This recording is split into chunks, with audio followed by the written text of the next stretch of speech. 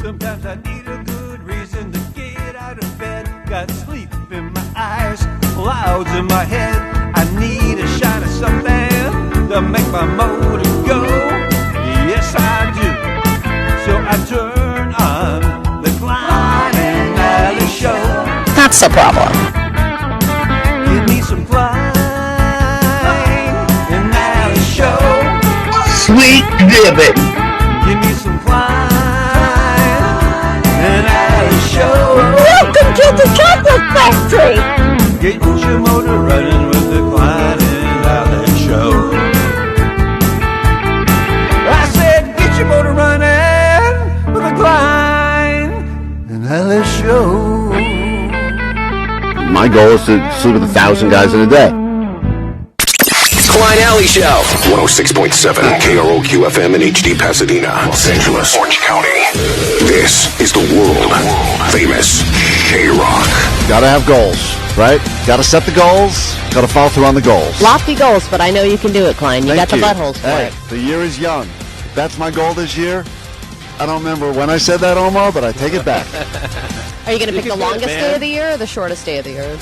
I think if my goal is to... What did I say? I want to 1,000 sleep. guys in a day. Oh, that was 1,000 guys? I thought it was women. I don't think you said women. What is my goal? Hold on, I gotta hear this again. I gotta hear this. I don't even know they own. My goal is to sleep with 1,000 guys in a day. All right. Well, clearly that is me reading an article. That's that woman on OnlyFans that did that already, I think. You know, I don't think it's clear. I should think you should do it Wednesday because Thursday is your big colonoscopy. Oh man, Thursday. Yeah, they'll be helping you out. Thank you. Yeah, you clear it out, dude. My big pregame. Forget about Super Bowl week. It's Super Bowl week for me, baby. Things are about to get real weird, and I'm not looking Doctor's forward gonna to be it. so impressed. He's like, So- "Oh man, so Yeah. fresh and so clean in here." Yeah, they were trying to figure out how to mic me up for this whole thing so that you guys can get all the audio you want of me getting drugged up and me passing out and all the dumb things I say. Well, the good thing is that they won't need to use a camera now. They'll just be able to look right up. And look right there. They don't even no camera needed. It's a It's the room. first time we've never needed to use a camera. This guy must have had 1,000 dudes yesterday. He's all gaped out. We got a decent show plan, minus everything we just talked about. We have a decent show plan for you today. We're back from the mountain. Thank you for everyone who showed up. What a turnout as always. Great to hang out, put some faces to the voices that we've heard on the phones, and meet a bunch of listeners for the very first time, including ones that traveled many states just to hang out on top of Snow Summit. The highlight, I mean, look, you could argue the highlights were some of the things that we got into while we were on top of the mountain, and we'll talk about that later in the show. The low light would have been one of the many, many, many conversations that I got into on the drive with Jake the Nerd, and then Postmaster Johnny also decided to hitch a ride in the back of the car. So it was Postmaster Johnny and Jake in my car. Well, Johnny was going to go with engineer Justin, but then he backed out at the last minute. Can't do it. It's not going. Altitude. So as a result, Johnny decided to jump in with me, and I just wanted to let you know, and this is not a knock on Jake, but everyone who has been in my car since that drive has commented on why does this car smell so weird now. So Jake has a weird smell to him. The natural musk, and chicks dig it. All right, so Jake has a weird smell to him that I guess lingers. So even after he's gone, there are certain people... There's certain people that have a smell, and then there are certain people that have a lingering smell. Yeah. And I've had people stay with me, or roommates even, that when they leave, you can still tell that they're there. Like, you have to air out the room and everything. It takes a while to get the smell out. We'll listen to some of this audio in depth later on in the show today, because I know some people want to know what actually happened in the 4 hours total of up the mountain, down the mountain. But just this at one point, I guess Jake did cover, at least discussed his smell when Johnny pointed out the car was starting to smell funky. I guess it's cold. Sorry, I smell what? Smell it. Not me. It's not me. Not me. Very defensive right out of the gate. There's a smell in the car. I know what you're trying to imply. It wasn't me. Not it. It's a weird smell, and it's not like you could say like that's. Just sometimes you smell something. That smells like a fart. That smells like a foot. This was like just a whole hodgepodge of different bad smells. Anyway, Jake right away gets very defensive. I got my deodorant, all natural deodorant. Oh, no. Pine tree. Jake, you need not natural. You It's need pine. supernatural. It's like a special You need pine. the most chemicals. Yeah, you need all chemical deodorant. everything. man. The stuff that gives you cancer, that's All what you that. need. Yeah, I mean, seriously. You need arm and cancer Yeah. deodorant. Because I'll tell you, whatever you're using, dude. Pine tree. It's not a BO smell. It's just a old, dirty smell. No, I'm wearing pine tree, dude. I'm wearing pine tree and a special special mixture of essential oils. I forget what it's called. What are your essential oils? Vinegar? No. Essential. Johnny, what are your essential oils? Vinegar? I mean, it wasn't that far off. No, I don't know what she puts in it, but it's a special little vial that she mixes together. Some some witchy lady online. So we found out that one of the reasons Jake smells the way he does is because he buys. He wants to. He pays a woman online to send him a mixture of oils in the mail. And then he puts it on his body. Of all the things to waste your money on, Jake, this is the most ridiculous. It's not very expensive. You can just splash some random oils on yourself. You don't need to have a witch lady online do it for you. This is crazy. I mean, you get oils from an online witch and wear them? I've had them, yeah, but I've had them. Keep the away. Chicks dig it. Right. Who are these chicks you talk about? You always talk about chicks. Like, can you name one or describe one or two of them? Yeah, any girl who likes crystals and they love essential oils. Crystal meth? there you go. That was just a little taste of some of the conversation. Fascinating. Clearly, top-notch audio. So that's just a little bit. But the car still has a smell to it. Luckily, I used a rental car. I'll be returning. I probably won't get my deposit back because of that smell. Oh, yeah. And that online witch is probably a 50-year-old man. Oh, yeah. Still smells good. Yeah. Definitely not a real witch. Yeah. Those are definitely non-essential oils. I'm going to tell you that right now. We got a decent show planned for you today. Big announcement, 7 o'clock, instantly change your life. Tons of tickets to give you today as well. And we'll break it all down for you after MGMT this morning on KROQ.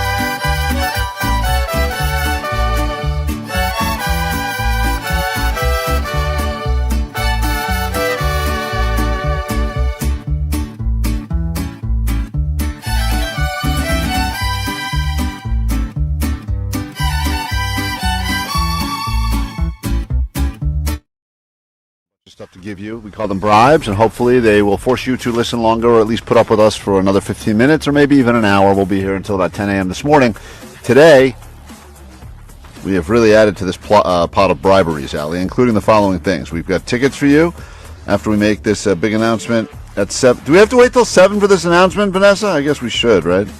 The number 3? No, number 1. Yeah, number 1, yeah, 7. We can't say anything till 7? Correct. Anyway, at 7 o'clock, we'll give you an announcement. It's probably going to involve a band and a concert, and we'll probably get you to go see that band somewhere in the world.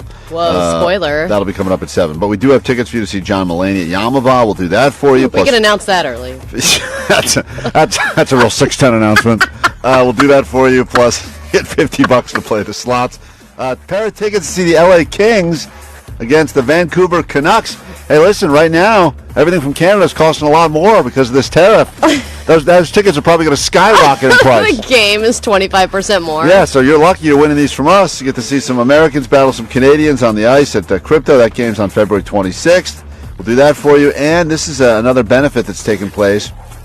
It's the Give AF benefit for LA wildfire relief benefit auction happening at the Hollywood Palladium on February 5th. That's this week, featuring Haley Williams, Paramore, Phineas, St. Vincent, and so many more. We will St. get you. Vincent just won big at the Grammys. I know. So we will get you all tickets for that later today as well. A lot of bribery, and all you got to do is just keep on listening and interacting with the show. Oh, that's a rough trade. It is rough. It is rough. Plus, we start by giving you $100, or at least a shot at $100 of Allie's money. And all you got to do if you want that is to call us now at 800-520-1067. Perhaps you've never called the show before. This will be a great opportunity. You call, you answer some questions about the news.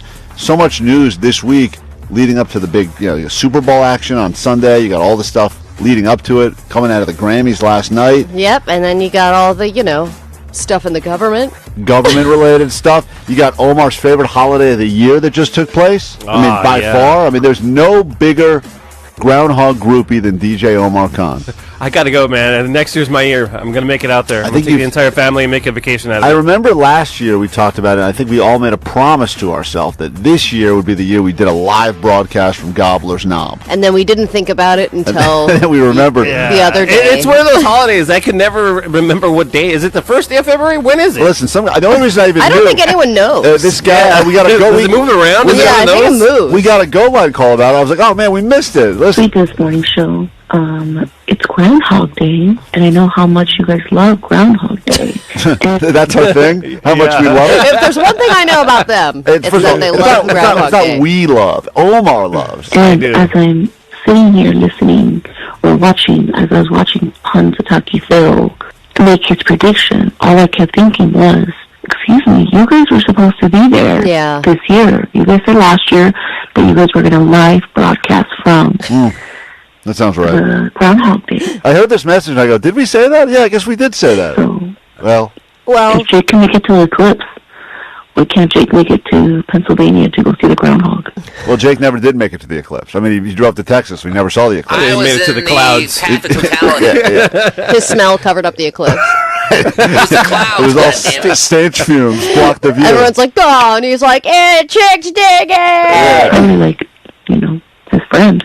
All right, well, we didn't make it this year. Whoopsies. That's our fault. But we'll update you on all the highlights that happened in Gobbler's Knob. I think that next year we should do Ditch Day and, drive up the mountain, and as soon as that's done, we'll hit the road and go all the way to Pennsylvania. Straight to Pennsylvania. Hell yeah. That's not a bad idea. I want to get my top hat right now. Get it ready, dude. Quick break. We got $100 of Allie's cash. The first thing we do after this break. If you want in, now is a great time to get on the phones. 800-520-1067. We pay the people, and we do it next right here on KROQ. World Famous KROQ. Klein Alley Show. Klein Alley Show. KROQ. Save at Whole Foods.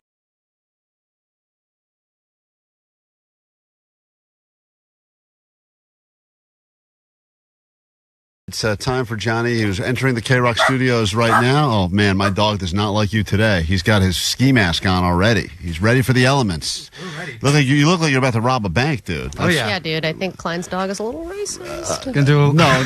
It's just that, how dare, just for you saying that, Allie. You are. A brown guy can't wear a ski mask in front of your dog. What a world. Well, you walked in here. I'm just saying the dog never speaks. Yes. By the way, I would like all dogs to bark at anyone who's dressed like Johnny right now, walking into, we're not in a snow setting, so yes, you do look very suspicious right now. Well done, dog. Give this dog a treat. Here you go. Good boy. Let's get to it. It's time for Johnny Doesn't Know Snow Sports on KROQ. Johnny doesn't know. Big doo-doo. Oh, Johnny doesn't know. Why are you laughing? Why are you laughing? Johnny doesn't know. Johnny doesn't know. I'm not a soccer guy. Johnny doesn't know. Global soccer tournament that takes place. In America or like in the world? Global! Never heard of it? Not Olympics related. That's Johnny for you. He is a lot. He's the future CEO of this company, apparently. He wrote an email trying to throw his hat in the ring. He wants to be the next CEO of not just KROQ, but all of Odyssey. Mm-hmm. And if you missed that part of the show earlier this morning, we read his entire email looking for that job. And boy, it is interesting to say the least. He's doing the whole pizza every day approach. Oh, yeah. He's going to say whatever he needs to say to get, quote, elected. He believes it's an election. So he's very excited about it. All right, Allie, let's get to it now. There's a lot of questions here about stuff going on. Johnny had never seen snow before in his life until last year when we took this trip for Ditch Day. Johnny, you said it was one of the greatest days of your life. Yeah, it was actually really, really sick. I highly recommend everybody to come out. You can take that off now. No, you got to stay in character. All right. All right. Method acting. Your beautiful face is the only reason people check out the YouTube page. Please take it off. Show your face to the masses. All right, let's get to it now. First question. A lot of people on the phone want to play. Up for grabs. What do we got? 3-day passes for you to go check out all things happening at Creep Econ. And let's say hi to Rhea. Did I get that right, Rhea? Yeah, Rhea. Like diarrhea, Rhea. But yeah. Great. I was thinking that in my head, and I was like, don't say as in diarrhea. Don't say as in diarrhea. How often do you have to say that when people ask you your name? Like, to be honest with you, my name is Maria, but there's so many Marias in the world. Apparently, I wanted to segment, have my own little thing. Is that always the Rhea you go with, or do you go with gonorrhea sometimes? It's all bad Rheas. I know. There's never good ones. You had the only good Rhea going for you, which was Maria, and you decided, let's make people think that I'm liquidy stool instead. All right, fair enough. This is Rhea. All you have to do is predict, will Johnny know or not know this question. Johnny, when it comes to skiing, snowboarding, etc., the easiest slopes are known as green, but what are the most difficult slopes known as? The most difficult... The color or the name? I would want the color and the symbol, I guess. I mean, it's pretty well known. Johnny, will Johnny know this, yes or no? Rhea, as in Dia? Ghana? Rhea? Yes. Okay. Will Johnny know, yes or no?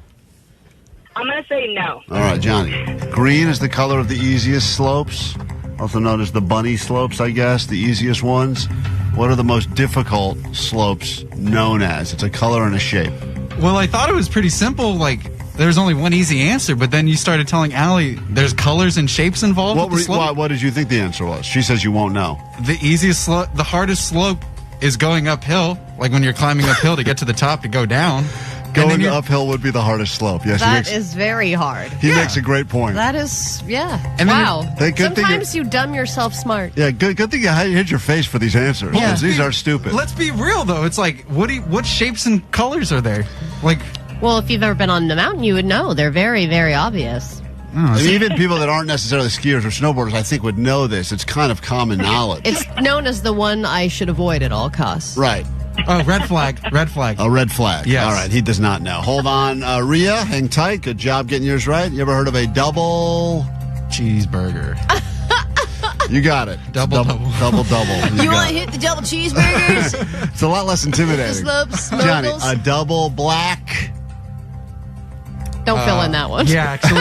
Yeah. Next question. All right. Double black diamond. Never heard of that. All right, avoid Never. those. In fact, you know what? I take it back. Those are the fun ones. Go on one of those today. We'll try it today. Oh my God. Have you ever accidentally gone on one of those? Oh, man. Let's say, I just sat down and I was like, help. Yeah, you butt scoot down the double black Yep, diamond. yeah. Let's say hi to Curtis, Simi Valley. Welcome to KROQ. Hello, Curtis. It's like Dia Curtis. I got it. Thank you. Now I know. Dia Curtis. Very funny. Yeah. All right, here we go. Dia Curtis, here is your question. It's really for Johnny. All you have to do is predict will he know or not know.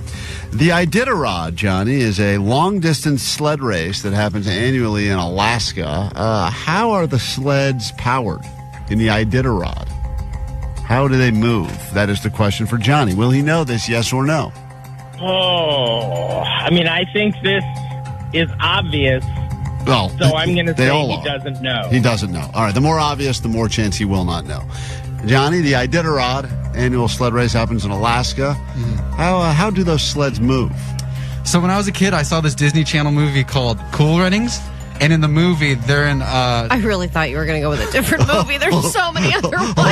Hold on. Let him cook, as he likes to say. All right. Let me cook. Yeah, so you saw Cool Runnings. I saw Cool Runnings, and it was 4 Jamaican dudes, and they're like singing the song, and they're pushing in the toboggan in the little sled, and they're like, go, boom! And then they go down the hill, and they go sliding. And one guy pees in the toboggan, too. So what is your answer after all of that? I just explained what it was. They get in the little toboggan. So it's 4 Jamaican guys? Yeah, and you got to sing the song. All sleds are powered by 4 Jamaican guys. Curtis, They win. Curtis, didn't you think for a second he was going to go with the Disney movie Sled Dogs and have the answer? I absolutely did. There's like several sled dog movies. Yeah, there's so many movies about dogs. You're saying it's Snow Days. Snow Day with Ice Cube.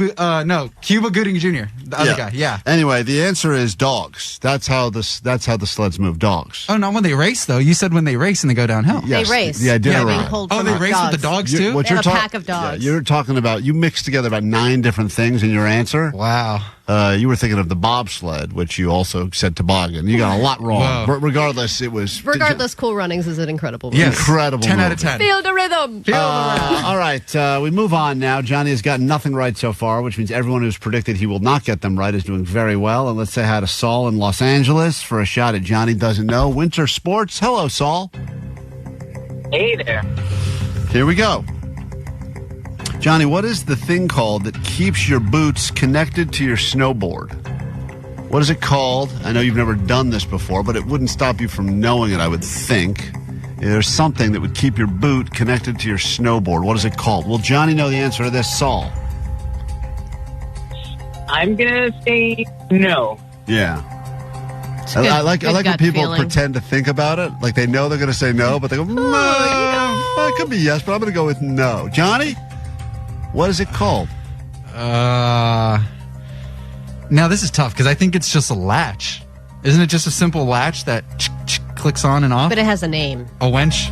A wench. Like you go like on and on. You know, on and on. All right. You know what I mean? Job, You're looking at me and saying wench going on and on? Yep. Yeah, like the little latch. Like the That's little. your guess? Latch? Yeah, the little. I'll latch. start you off. Not that it matters now. Binary. All right. Binding. Hey, look at that. That's still wrong, Oh, because you didn't. Yeah, we can't accept that, but still. Everyone's gotten theirs right just by saying Johnny won't know. We'll give Dave one final shot. And did you write all the questions on the back of my application for CEO? I did. What am I supposed to turn in now? This was the one to turn in that you printed? Yes, the guy's in the office. Didn't realize it was printed so poorly. Spoiler, you can print another. Here we go. Yeah, I guess. No, we've actually added a toner for the year. We've gone through our 2025 toner. Oh, no, we didn't even get through the month. I know. Dave?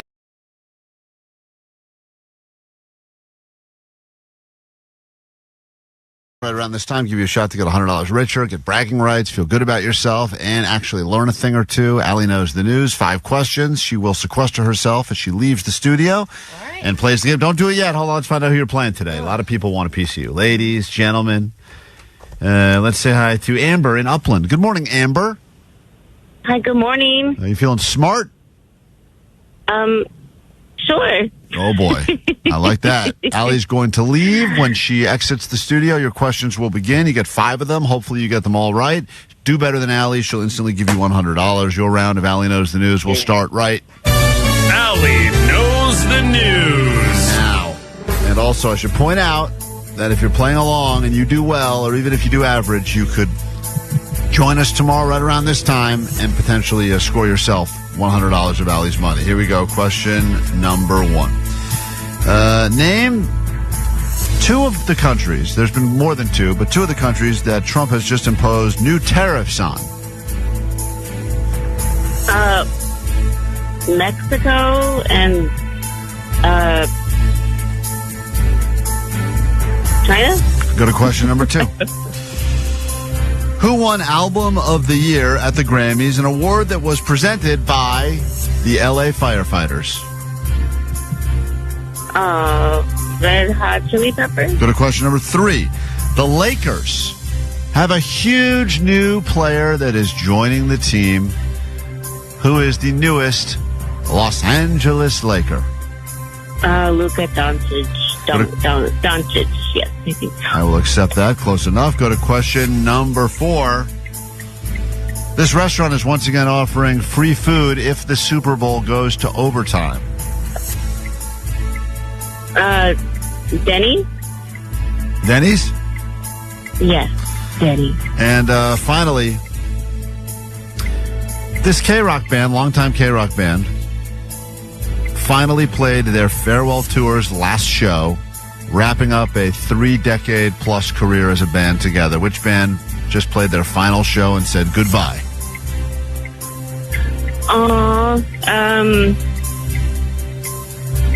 Jeez.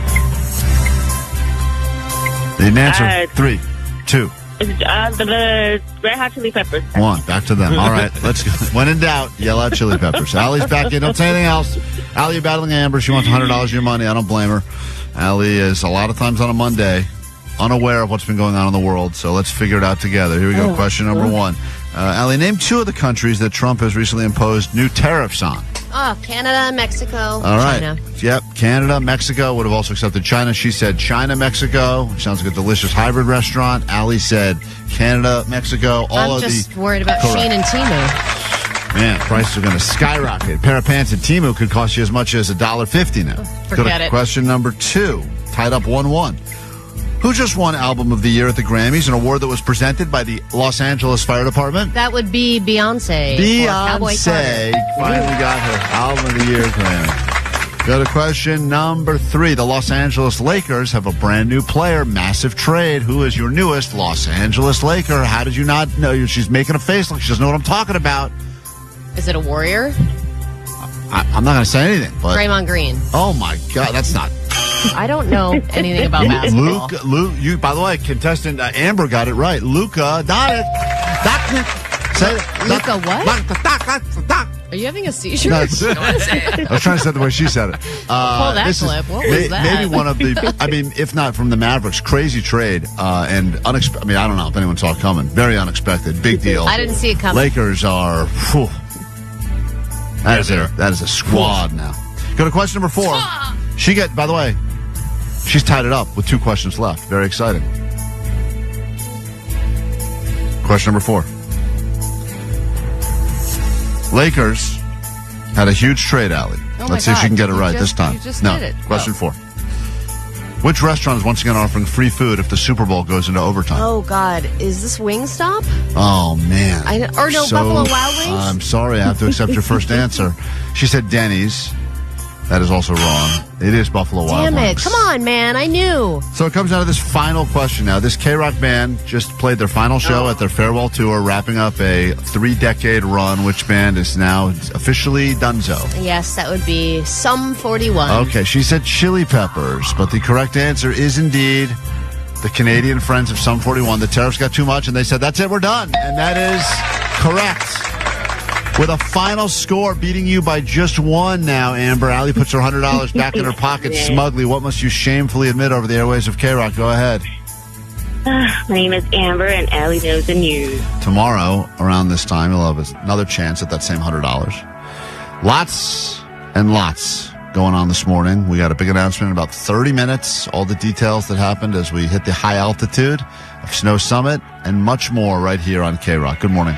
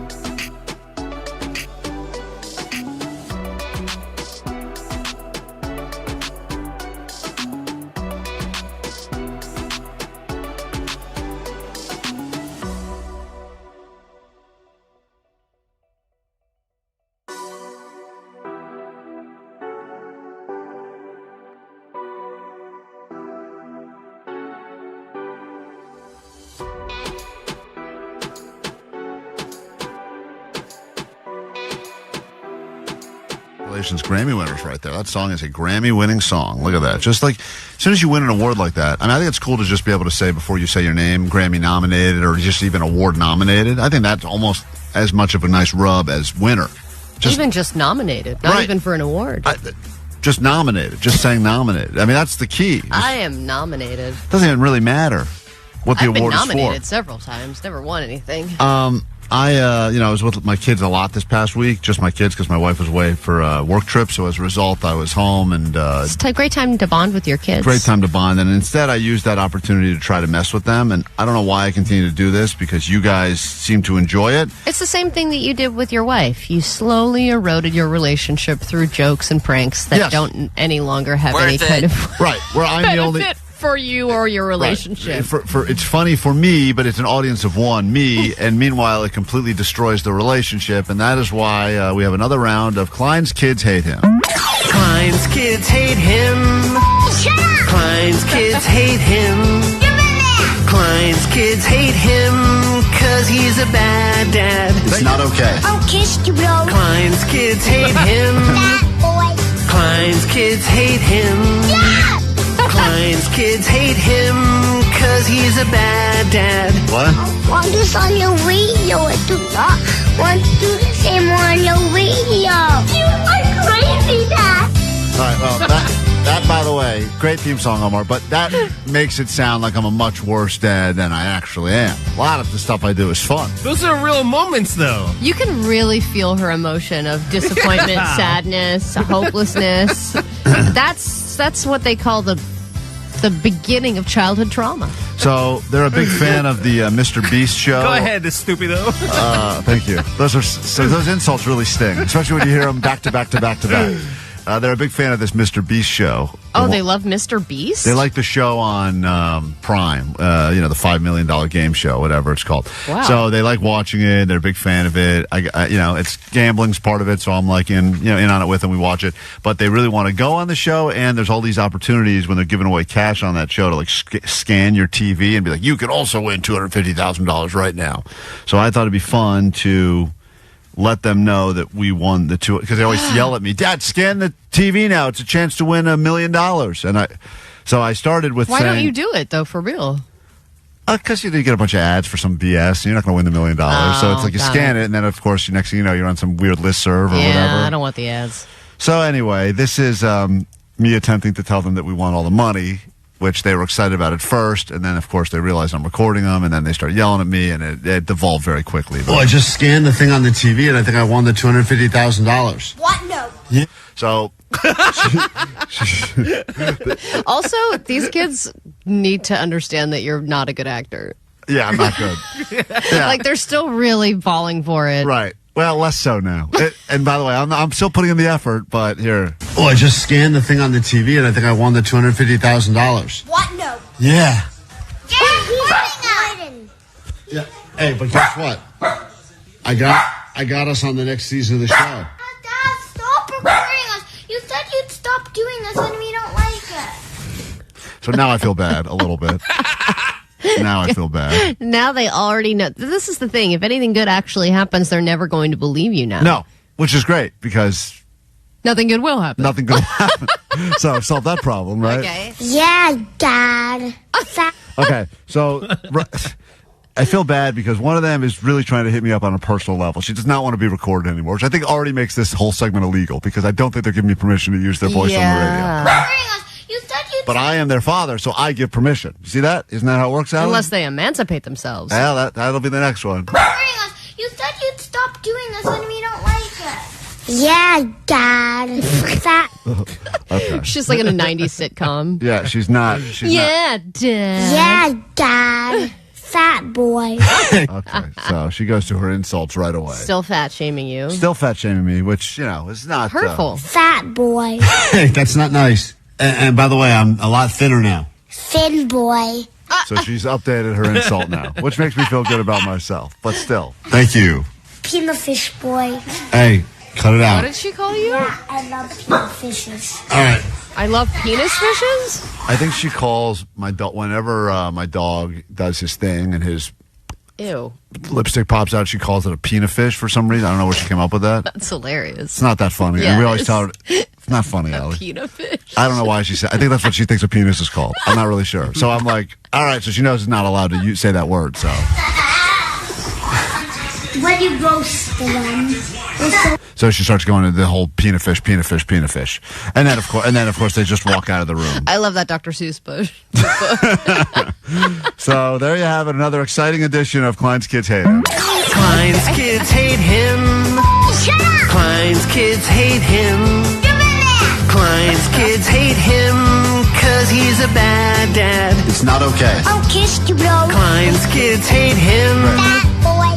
Klein's kids hate him. Yeah! Klein's kids hate him 'cause he's a bad dad. What? I want this on your radio. I do not want to do the same on your radio. You are crazy, Dad. Okay, thank you, wonderful. All right, I'm going to stop it. No, you got to ramp it up now. People now are DMing me ideas, and it's so frustrating because Really? I love all of them. I'm like, I got to do that. So there'll be another one, I'm sure, in the future. Yay. It's KROQ.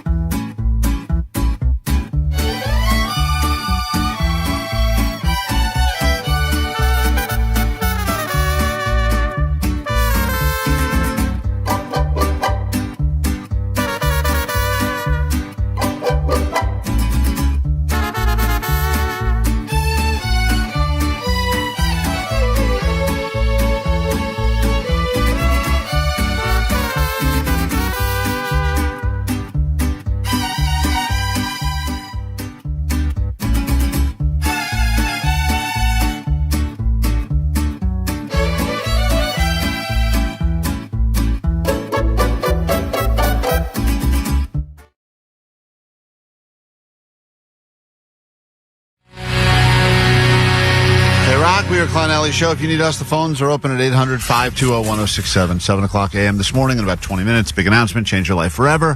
It's another standby list, another opportunity for you to join KROQ's Mile High Club. The details you need coming up at 7 a.m. sharp. 913 said, I can't wait to get the book One Fish, Two Fish, Peanut Fish, Blue Fish. That's not happening.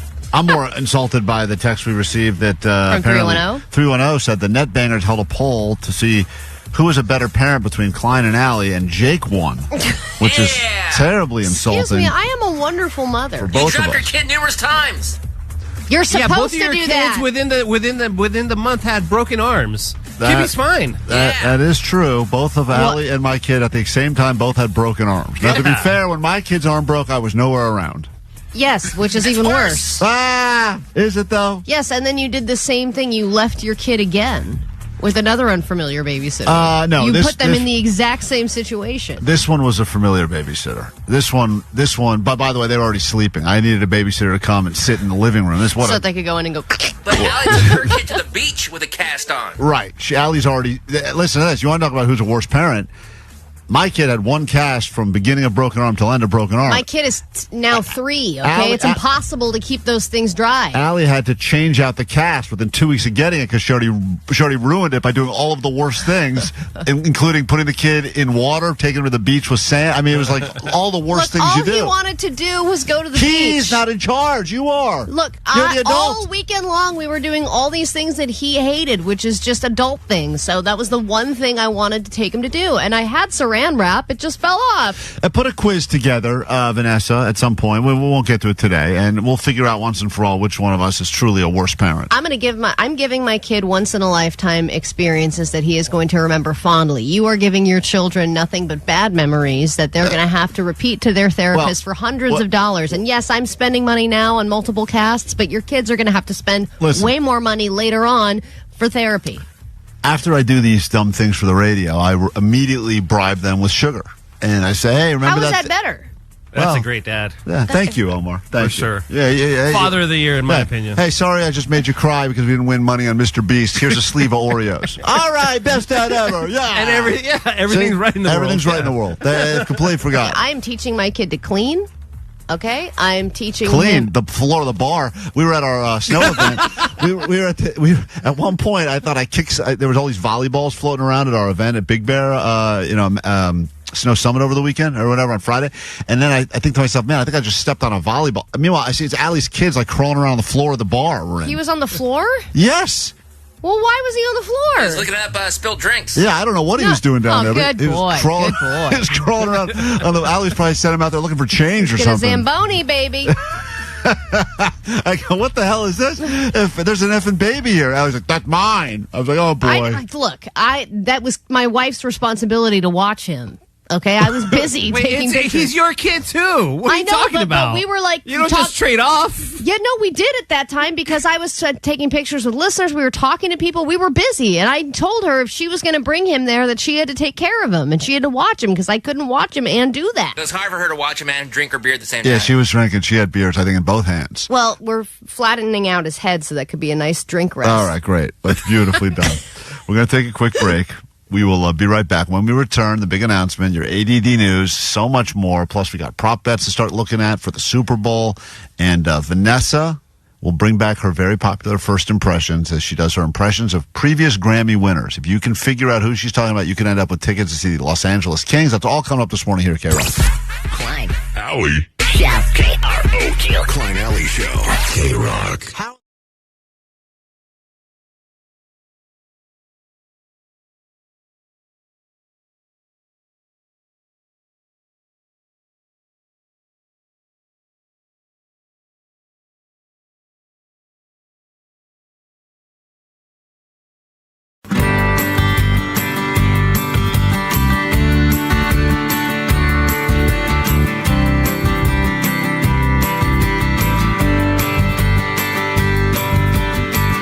So long I've been waiting, girl, you know I've been anticipating for the day you'd come my way. Now you're here and I got to say, you're my adrenaline, you're my fire. Girl, you make me wanna reach up higher. No star is too far. Spread your wings as we reach up for the sky. Give me your love, give me your love, girl. Now give me your love, give me your love, girl. Now give me your love, give me your love, girl. Now give me your love, give me your love. I see the lightning, feel the thunder. Girl, it's time for us to go down under. I've got you, and you got me. Let's get together and make some memories. Give me your love, give me your love, girl. Now give me your love, give me your love, girl. Now give me your love.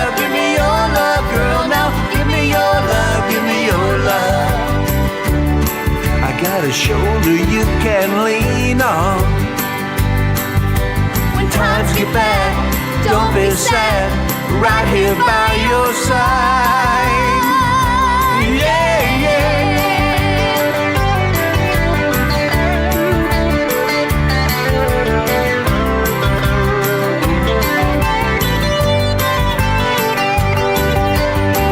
True love's so hard to find. When you get it, got to hold on tight. I got you, and you got me.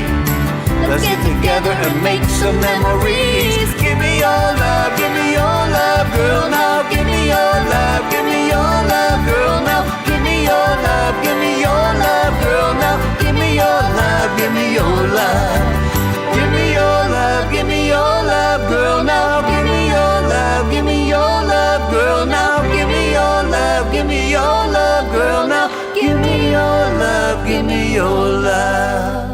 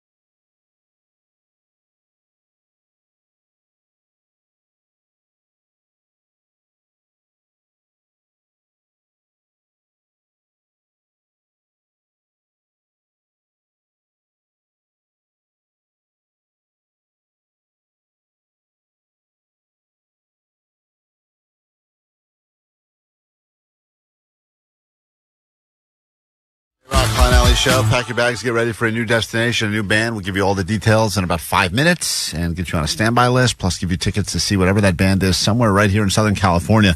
And it's actually a pretty cool venue. So we'll give you all those details coming up very, very soon.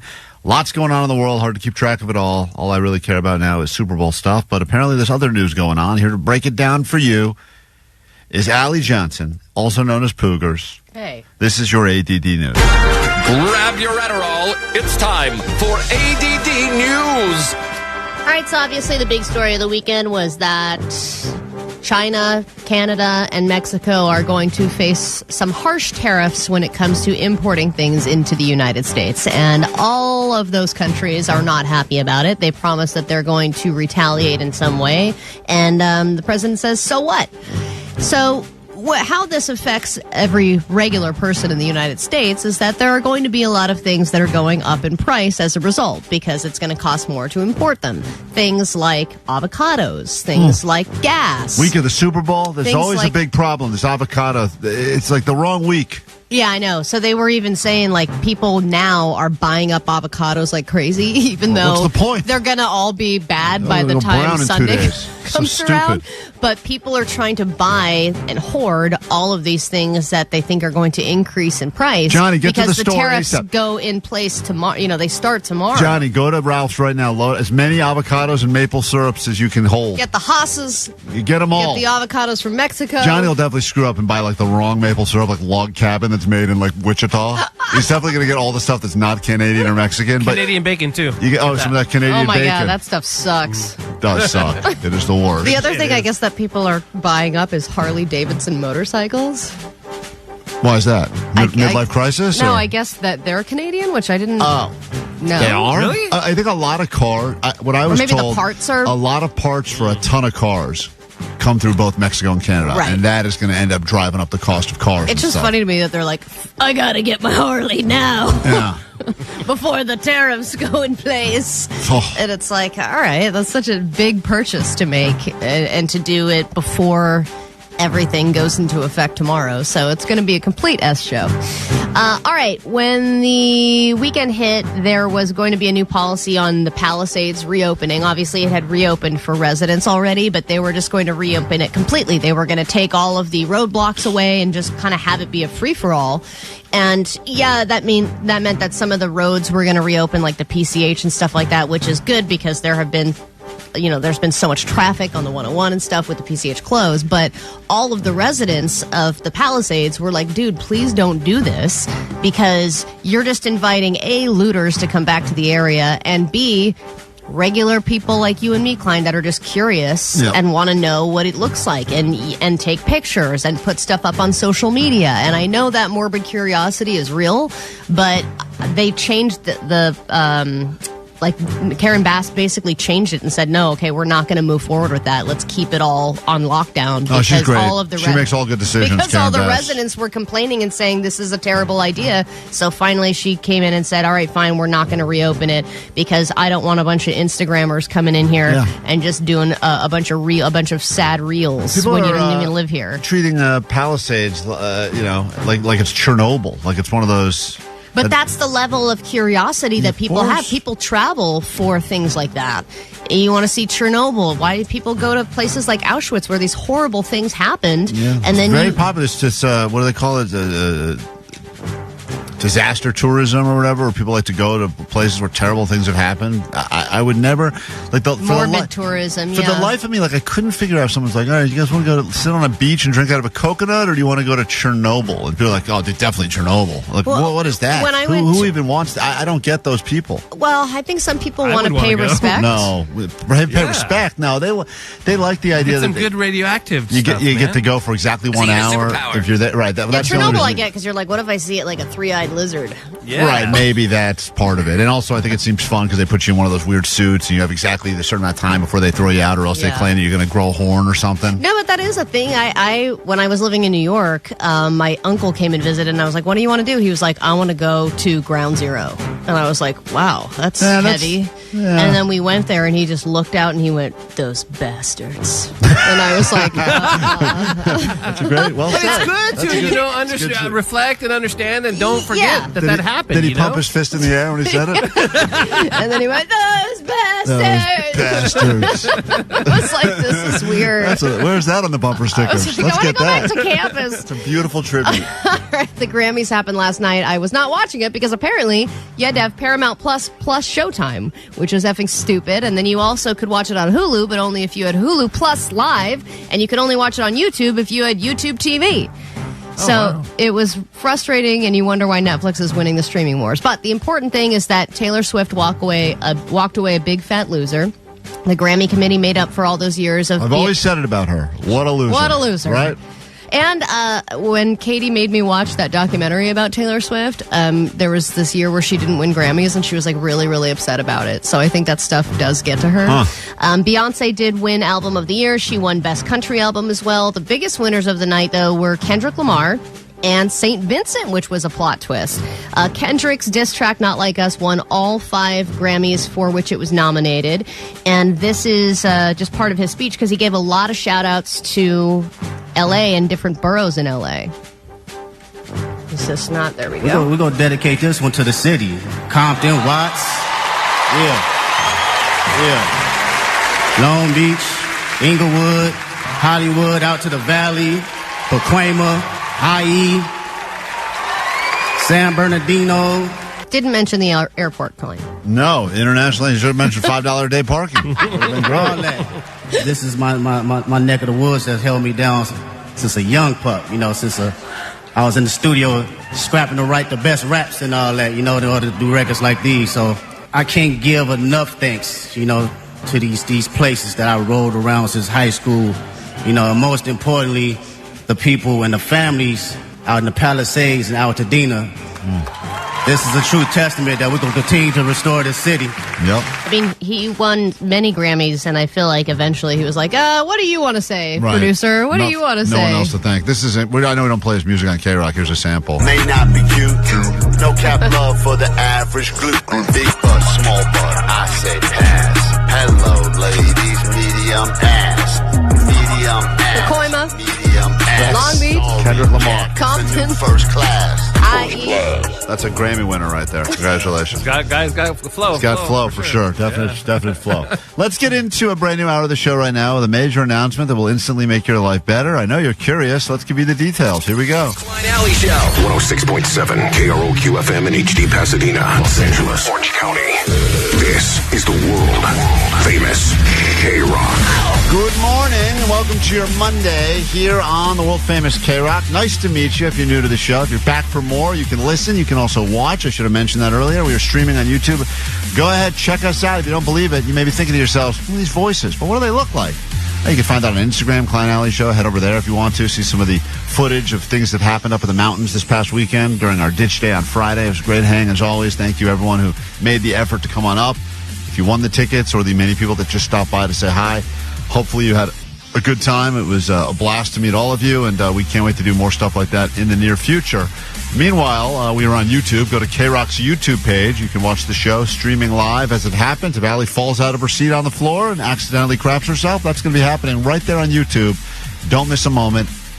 KROQ's YouTube right now. She really hams it up for the YouTubers. She sure does. Bangers. She was doing sit-ups the other day. I'm like, what are you doing, Allie? I was going to do I did the sit-up challenge, the military sit-up challenge. Yeah. And how many sit-ups can you do in a minute? I did 39, baby. We talked on Yes, I did. on the air about the impossible sit-up, which is a hilarious prank to pull on your friends, where you say that it's impossible to do a sit-up with your eyes closed and your tongue out, and then when someone does that, someone else immediately goes and pulls their pants down in front of that person's face.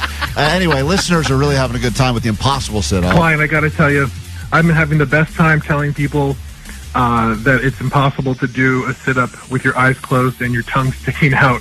I've told people at work. I've told relatives at a party this weekend. Guys, you'll get fired. Yeah, stop doing it. Yeah, this is a bad move to do in the workplace. You will lose your job. Happy Lunar New Year, everybody.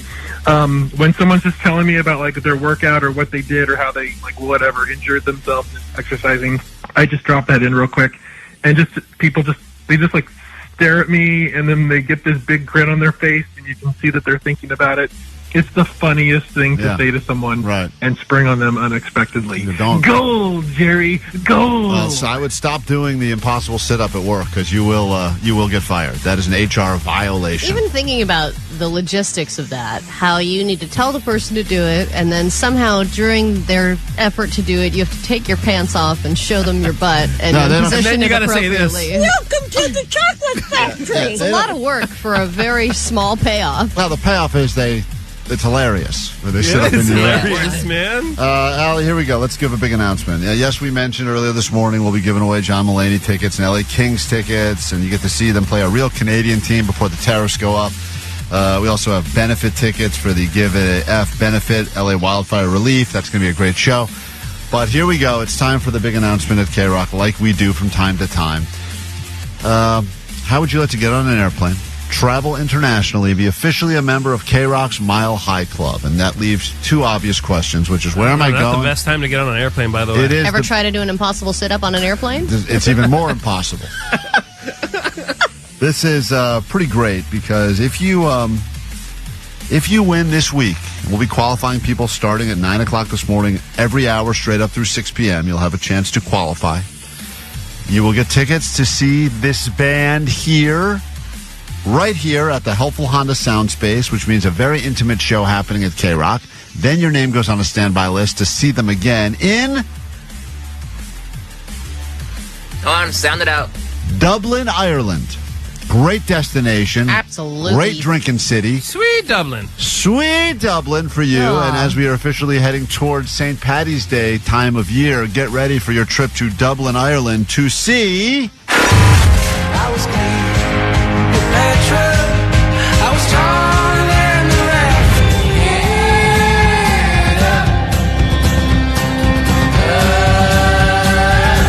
Ophelia, you've been on my mind, girl, like a drug. I've been on you been on me, my sweetheart. Did you figure it out yet? It's the Lumineers. That's right.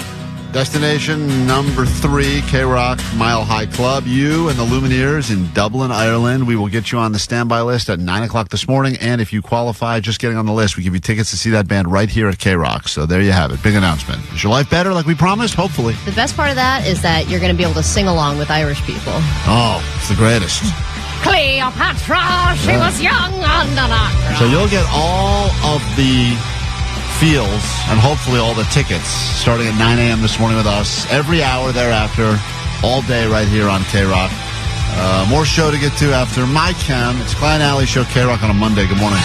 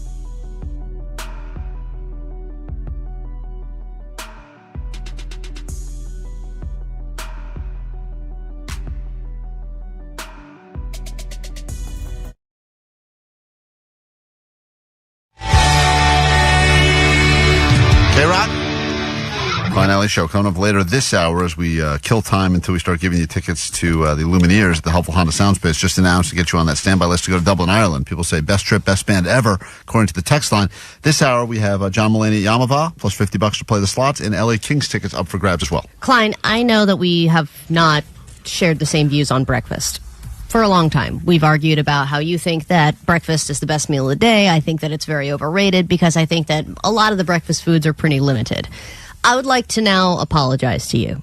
Oh, here we finally. I know eventually you come around, so go ahead. And it's not every breakfast that I think is the best meal of the day. It's all breakfasts at once. The continental breakfast, to be exact, is the best breakfast setup of all time. Try to prove me wrong, you can't do it. Well, Trump's putting a big tariff on the continental breakfast. No, he's not. It's all the continents. Look, there are not a lot of hotels that offer a free continental breakfast What does anymore. continental mean, by the way? I don't know, and I don't care. What it means is you got the little waffle maker over in the corner. Well, that's the star of the show. You got that little, clear cabinet, little cabinet with the muffins and the bagels. Oh, they're like in their own little bulletproof container. Yeah. You feel like all fancy. It's like you're at CVS trying to get a toothbrush. Yeah, and the little handle's so little, and you're like, get my little muffin. You open it up. I feel like they make that thing small and hard because they don't want you to take 9 bagels at once because they know that, I agree. Little do they know, we will also take 9 bagels. Oh, yeah, because you stayed the night at Snow Summit. So yeah, we decided to stay the night. We ordered some food into the hotel. We slept, and then we, did some snow stuff the next day. But I could not even sleep, Klein. I was so excited about the continental breakfast. Yes, and I kept waking up going, did I miss it? Because sometimes they'll close it early at like 9. Man, they give you that window. And if you're not there by that window, even sometimes in the middle of that window, they start shutting it down or the good stuff goes. And that's real frustrating. You're like, hold on, I've listened to your rules of your continental. I'm here before 10 a.m. And yet the troughs are cleared. And they're like, yeah, well, we ran out of eggs. They start winding down. Yeah, exactly. You have to get there right at the heart of it. And I literally woke up earlier than I wanted to because I wanted to really capitalize on the continental breakfast. And then when I got everybody up, I was like, let's go, get down there.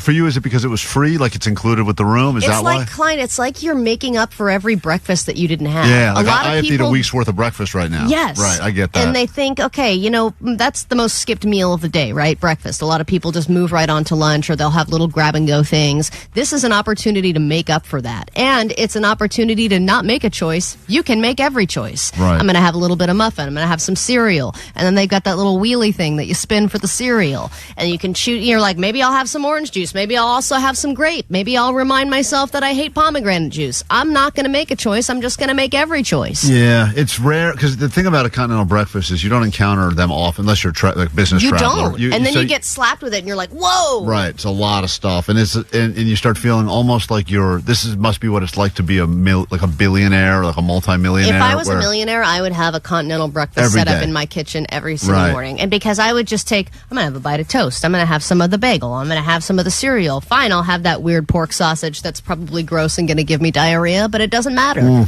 And I really do think it is the best breakfast of all time. Do you feel like everyone's kind of judging each other there as well? Because nobody cares.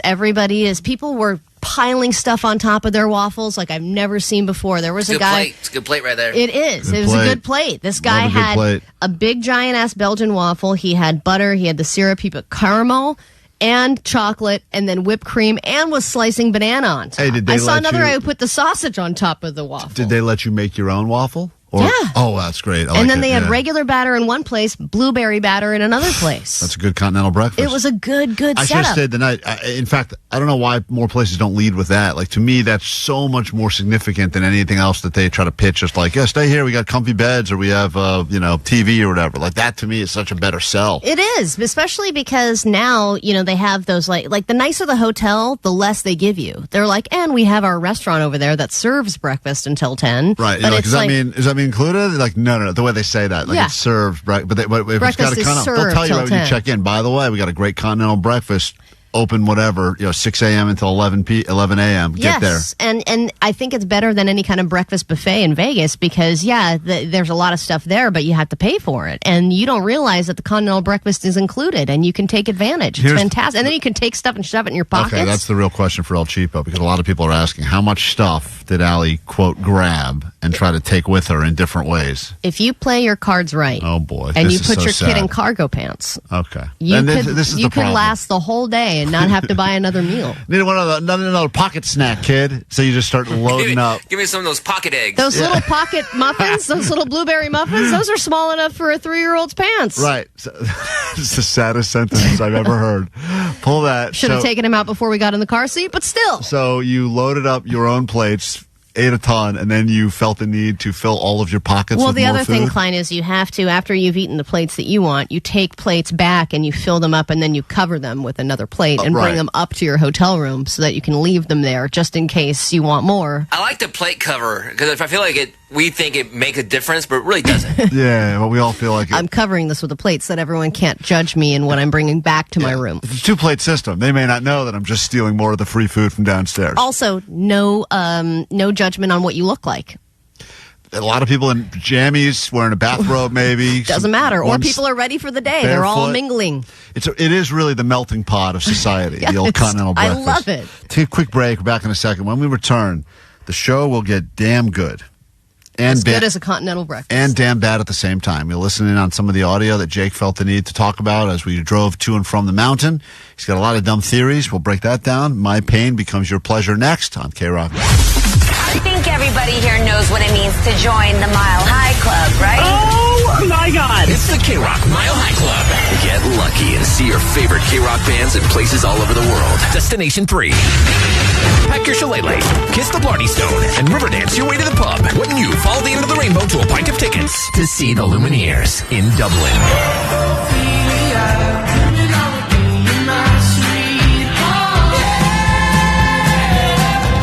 All week and instantly win tickets to a private show with the Lumineers in the intimate, helpful Honda sound space. But they're a good band. Please welcome the Lumineers, everybody.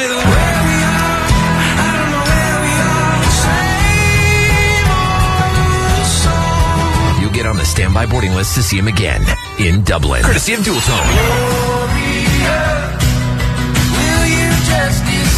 This is Wesley from the Lumineers on the World Famous KROQ. From Monster Tour Water, straight up water, nothing else. Visit monstertourwater.com to find a store near you.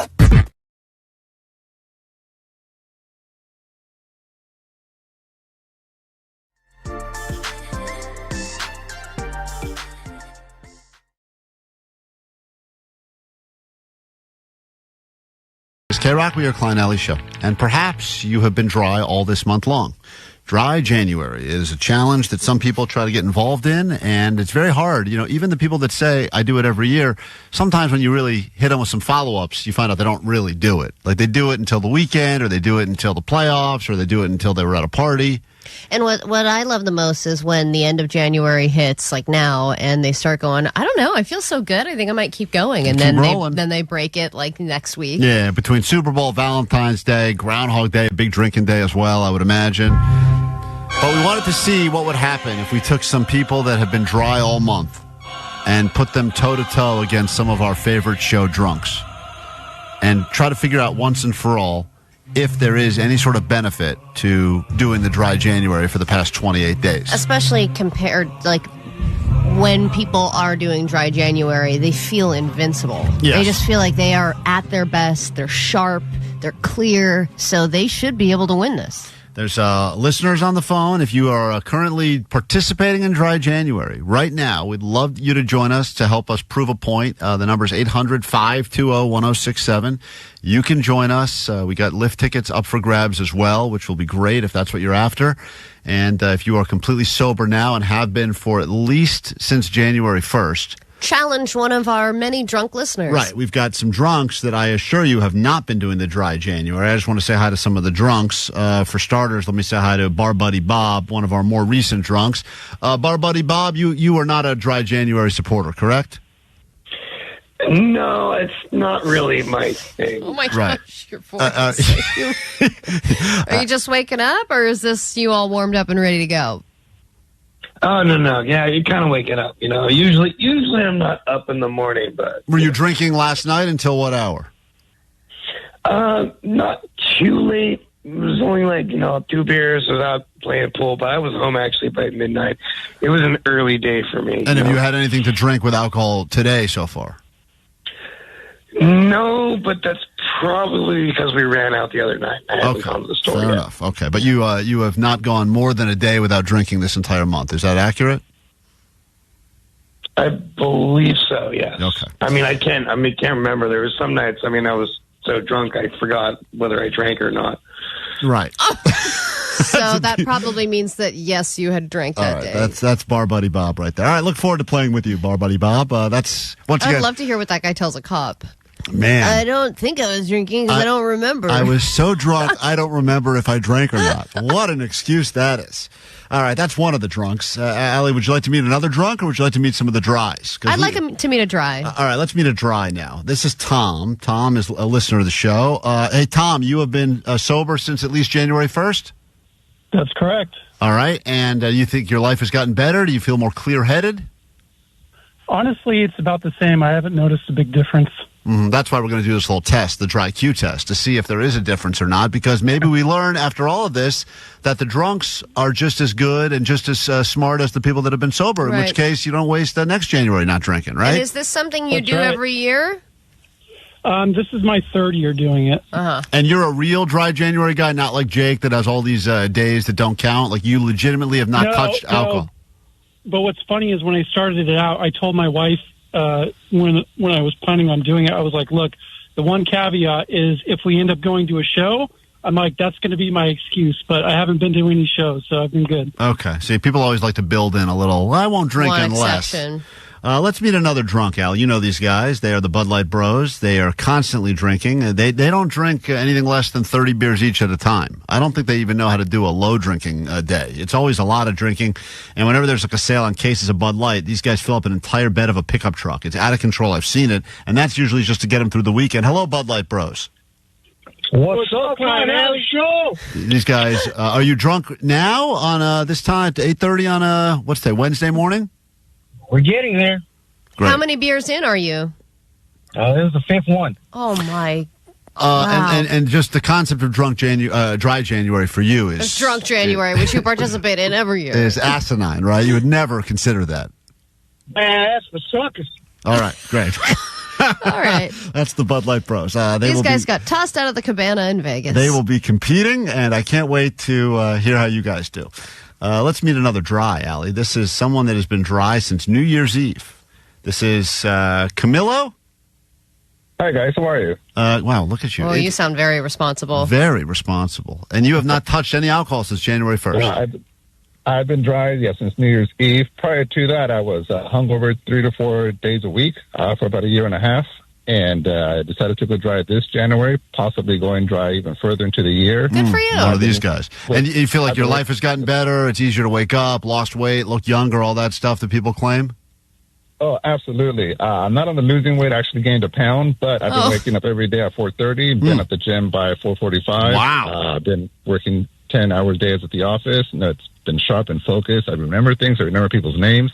I love it. All right. So this guy's a advocate for dry January. Yeah, the Bud Light Bros, they remember names.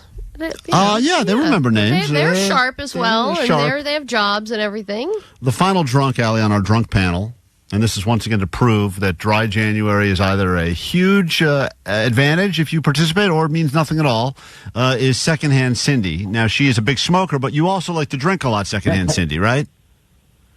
I do. I drink every day. Great. And, Cindy, what have you had this morning?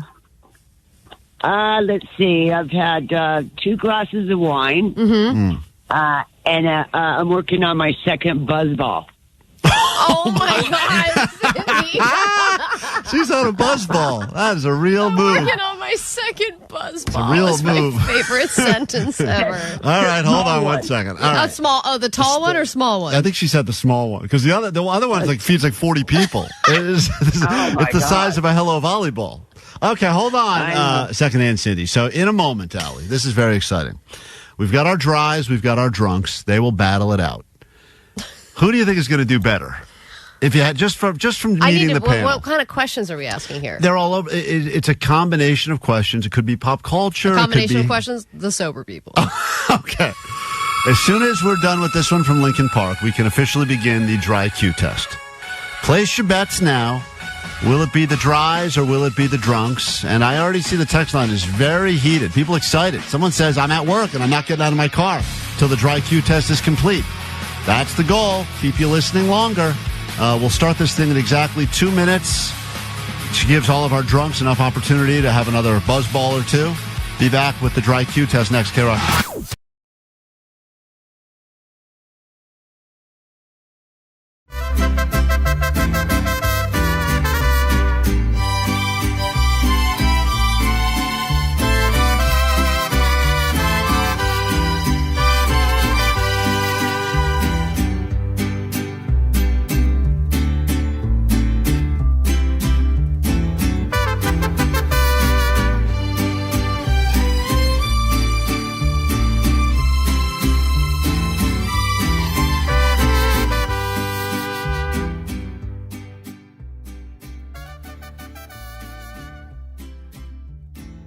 Seven is the number you need to call the show in a few moments. It's First Impressions with Vanessa, the woman of many voices. She will be doing her impressions of Grammy winners, not just from last night's Grammys, but of all time. There have been some great Grammy winners. Can she figure out a way to capture their voice? She's been working on some back there. Can we get a tease, Vanessa? Just a tease in the back from one of the people you've been working on? I see trees of green. Who knows? That's a tease right there. Yeah, that's a tease, all right. So anyway, if you think you can figure out which Grammy winner she's doing an impression of, it could score you tickets to your choice of the Los Angeles Kings against the Vancouver Canucks or John Mulaney at Yamava. You could pick your ticket with Vanessa's First Impressions. That'll be coming up in about 5 minutes. If you want to play, call us now, 800-520-1067. Let's clear out some phone lines. Hi, KROQ, what's up? Hey, what's going on? What can we do for you, bud? I'm just calling in just to say hi. Oh, cool. How you doing? I'm all right. I'm in jail. Well, it doesn't sound like you're all right if you're in jail. No, it's okay, though. I mean, I well, maybe he's a guard, Allie. Hold on. He could be one of the guards. Oh, are you a guard? No. Oh. God, no. What are you in for, Charlie? No, I am in for being on the run for a year. Possession of a controlled substance and presenting false ID to a police officer. Why were you on the run? Because I didn't want to go to prison. Right, but once again, not answering the question here. Why didn't you want to go to prison? Because there's an evil little blue pill out there that's killing everybody, and I was convinced to try it once and got strung out and ended up dying twice in a week. Whoa. And we're talking about Viagra, right? Yes, Viagra, exactly. Right. So how long, Charlie? First of all, how long have you been in for? Just literally, they caught me like a week ago. Are we your first call? Well, this is my first call in. I used to call the Kevin and Bean show all the time back in the day. I'm from Orange County. Huh. And I made the mistake of following pardon my French, but following a bitch out here. And she ended up being a humongous lying bitch, and you didn't give us a pardon my French for the second one. But what is she like? No. She sounds like a keeper. Oh yeah, just pathological liar, diabolical, stole from my family, stole from me. Huh. So how long are you in all for? This great stuff. Well, I got a 15-year number to face. Ooh. And then I've got another 2-year number to face, and then another 3-year number to face. I hate to give you even more bad news, but we're not Kevin and Bean. I know this. I literally, they just put music on these texters we have, and I saw KROQ, and I was like, oh my God, I love KROQ. I haven't listened to you guys in years. And you sound out of breath. I'm doing push-ups right now. I just did like 150 push-ups. So and I'm walking laps. Yeah. He's got to protect his ass. He's going to be in there for a while. I do. You got to keep it super tight. Yeah. Tight butthole. I get it. Right. The tight what now? Tight butthole. Butthole. Thank you. This guy, put him on hold. Make him a regular caller. All right. It's lit time on KROQ. The game is next.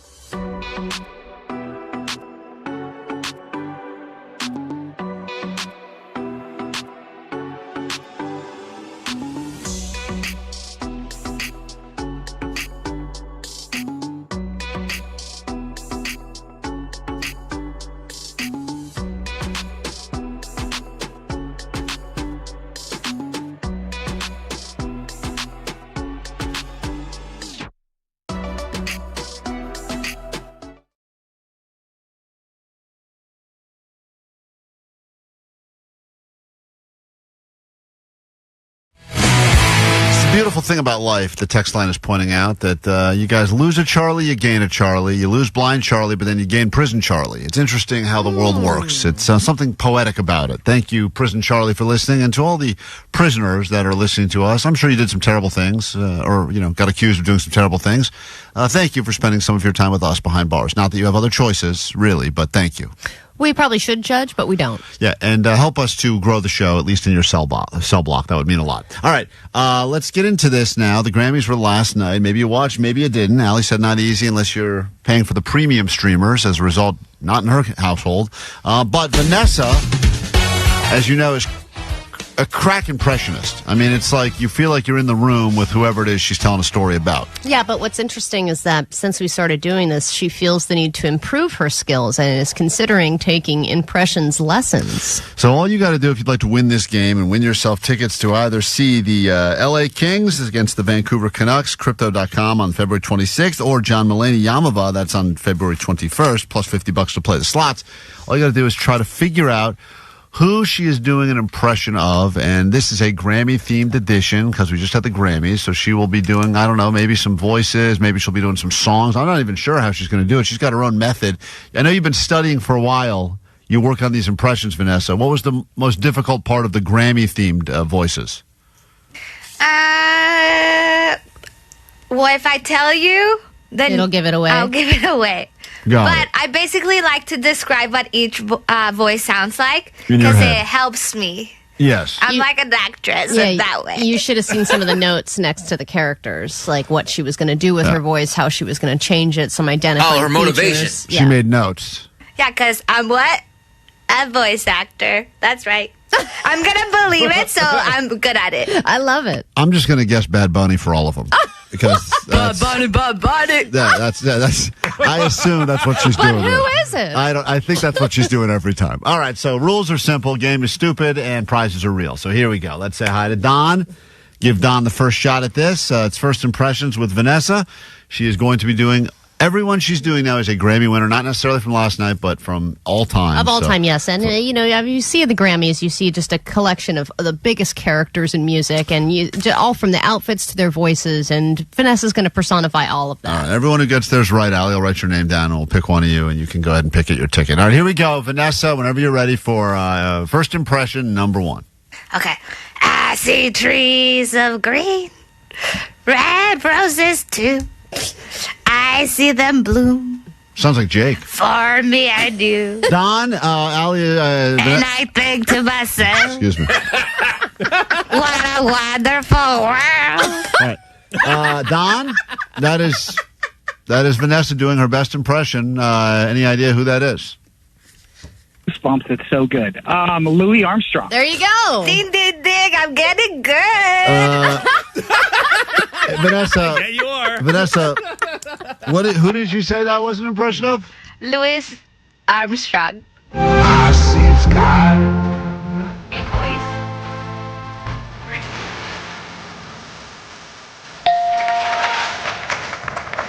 I'm glad we started with a very topical one. A recent Grammy winner. This is a classic. From the first to the first Grammys Go on, ever. Vanessa. What a wonderful world. Sure is. Sure It is is now. one of her best impressions, I say. Not that the bar has been set very high in Vanessa's impressions, But she got the grovel. but your quote Louis Armstrong impression is pretty spot on. I thought she said Louise Armstrong. The name has changed quite a bit. Good job. great. Thank you. Don, hold on. Don got his prediction correct. Wow. It's like we got to witness greatness unfold before our very ears. Let's say hi to David in Garden Grove. David, it's time for first impressions with Vanessa. She's not known for her impression, although now she is. She was never known for her impressions before. Whenever you're ready, Vanessa, with the Grammy winner impression number 2. How many roads must I Don't laugh. Okay, sorry, go ahead. We're starting over. Don't laugh. How many roads must a man walk down before you call? Oh my God, he sounded like Louis. How many before you call him a man? All right, she kind of lost it there a little bit. I lost it. David, any guesses? I have no idea. No idea. How many seas must a wife sail before she sleeps in the sand? Jack Armstrong. Louis Armstrong again. Let's find out. Is it Louis Armstrong again or not? I see skies of blue. She's just going to keep doing Louis Armstrong. Hey, all you need is one really good impression to make a name for yourself. Right. There's some comedian who's been doing a Schwarzenegger impression for 30 years, probably still traveling, making good money. No, that's not who she was doing there. She claims that's not who that was. I'll try to get a second. If third contestant knows who that was, if not, we'll tell you and give you a new one. Aaron, did you have any idea who she was attempting to do? A Grammy winner? Yes. Let's go. All right. Did you have any idea who her second impression was of? I guess share with bronchitis. Share with bronchitis. That's a great guess. That's a great guess for all of these. I love that you think we would start giving her like plot twists. Vanessa, was that Cher with bronchitis the second one you did? No, it was Bob Dylan. This is what she was attempting to do. The answer, my friend, is blowing in the wind. The answer is blowing in the wind. All right, something's blowing. Let's say hi to our Aaron. You get a brand new one now. It's Chino. Go ahead. Up for grabs. Kings tickets. Up for grabs. Tickets to see John Mulaney telling jokes. All right, Vanessa. First impression number 3. Grammy winner. Here we go. Do you believe in life after love? Do. I can feel something inside me. I really don't think it's strong enough. No. All right, Aaron, you had an interesting guess right out of the gate, but go ahead and give us your thoughts. It's first impressions with Vanessa.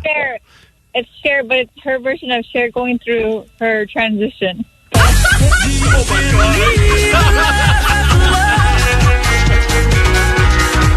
I can feel something inside me say, I really don't think it's strong enough, no. Vanessa, which one do you feel the best about? Like, of all of the ones you've done so far, do you feel As good? we know, Louis Armstrong. Right. All right. Hold on, Aaron. Aaron got hers right. Let's give one more person a chance now. If you didn't see by the way, a lot of people on text, I didn't see the Grammys. Don't need to. This is great. I feel like I'm there. Yeah, you know Jerry. what? It's easier to find. It's free. Riverside, California on KROQ this morning on a Monday. Go ahead, Vanessa. Yeah. Whenever you're ready to do an impression of a Grammy winner, we're all listening. Work it harder. Make it better. Do it faster. Makes us stronger. All right. Good luck, Jerry. That's yours. And if you can figure that. Found out. Boom. Ding, ding. You say what? Oh. Daft Punk. Oh, my God, Jerry. Make it, do it, makes us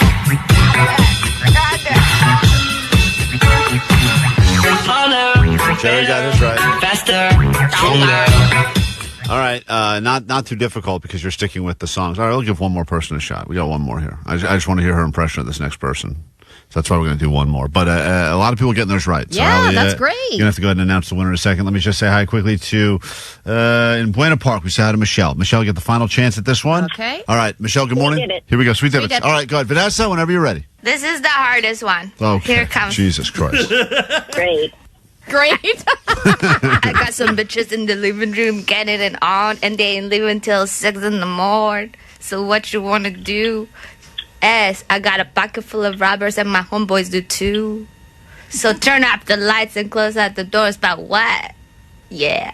So we gotta smoke and that's it. All right. Michelle, any idea who that Grammy winner is? I can't read fast. I don't know. Is that Snoop Dogg? Oh, what a guess. in the living room getting it on. And they ain't leaving till 6 in the morning. So what you wanna do? Sing it, Vanessa. Full of rubbers in my Robbers, homeboys do too. So turn out the lights and close the doors. But what? We don't. Yeah. G's up, freeze up for a second now. All right. Yeah. Allie, let's be honest. That was over. not easy, but a lot of people got theirs correct. Yes. Of all these people that were able to figure out her first impression, I guess your impressions are getting better, or people just have Shazam. Either way, Allie, who's winning? Jerry. Jerry, congratulations in Riverside. You want Kings tickets? You want to see John Mulaney Yamava? Thank you. Kings? Let's do Kings tickets. Kings. Nice. Kings. You're going. Congratulations. You'll be seeing the Thank Los you. Angeles Kings battle them dreaded Vancouver Canucks at Crypto.com Arena on February 26th. Enjoy, and thank you for starting your day with us here at KROQ. How would Louis Armstrong say thank you for joining us, Vanessa? Thank you for joining us. You know I'm in pain.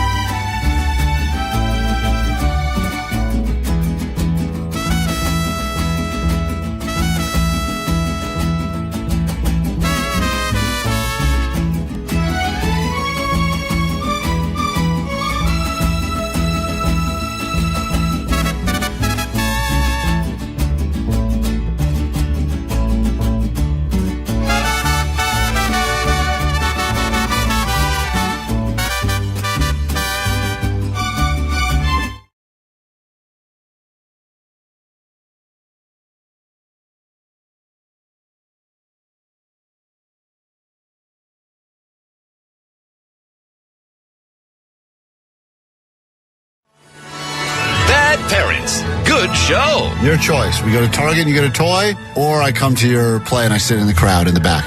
In the back! Klein Alley Show. Mornings on KROQ.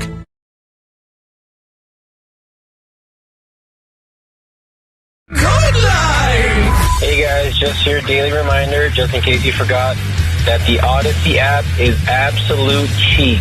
God, so bad. What up, party people? Open wide for Bankfest 2025, bitches. Happy hoo-ha. 1-844-956 GOAT is the Goat Line. Goat Line! Everyone.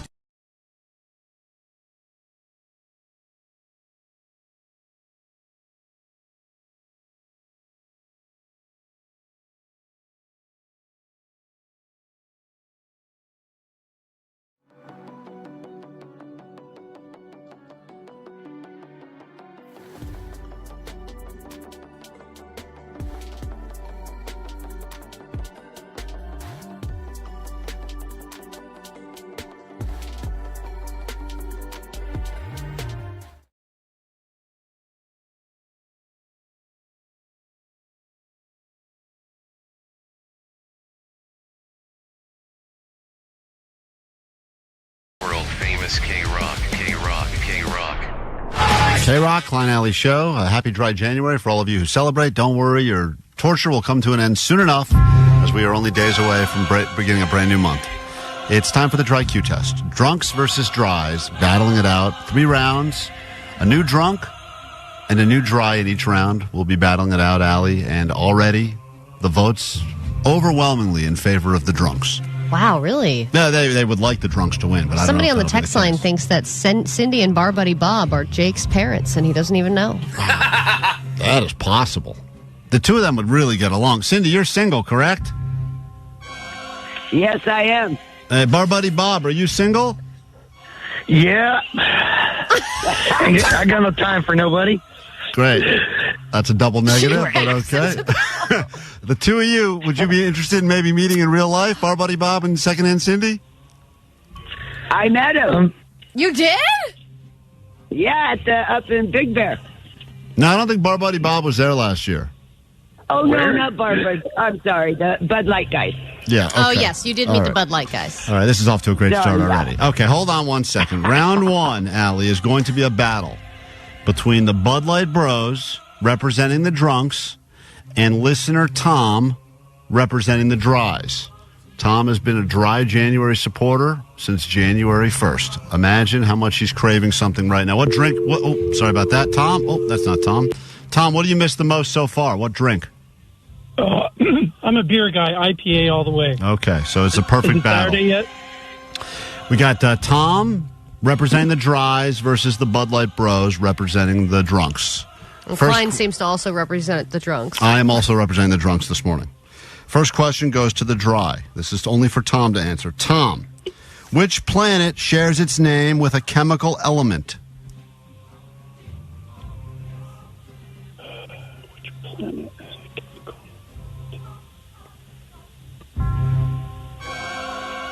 You can pass. Pass. Okay. Wow. Drunks, which planet are we currently on? Earth. Nice. All right, that's 1 point, Allie, in the column of the drunks. Can we answer the previous question? Sure. Mercury. Yeah. Wow. Bud Light Bros. Bud Light Bros really rubbing it in the face of dry Tom right now. We go to question number 2. This is once again dry Tom versus the Bud Light Bros representing the drunks. Bud Light Bros definitely a better nickname than Dry Tom. I agree. All right, Tom, dry Tom. Who painted the ceiling of the Sistine Chapel? Oh, man. Michelangelo. All right, that is correct. Okay. Point for the dry. Good job. Bud Light Bros. Who painted all those Bob Ross paintings? Bob Ross. That is also correct. Proving that being drunk in the month of January, Allie, does not affect your ability to answer hard I questions. feel like these are skewed a little bit. Definitely not skewed even a little bit. Okay. We go to the final round. You need this one, Tom, because the Bud Light Bros are still up 1, and that would be a point, and round 1 would go to the drunks. Here we go. Dry Tom. What is the largest living species of lizard on planet Earth?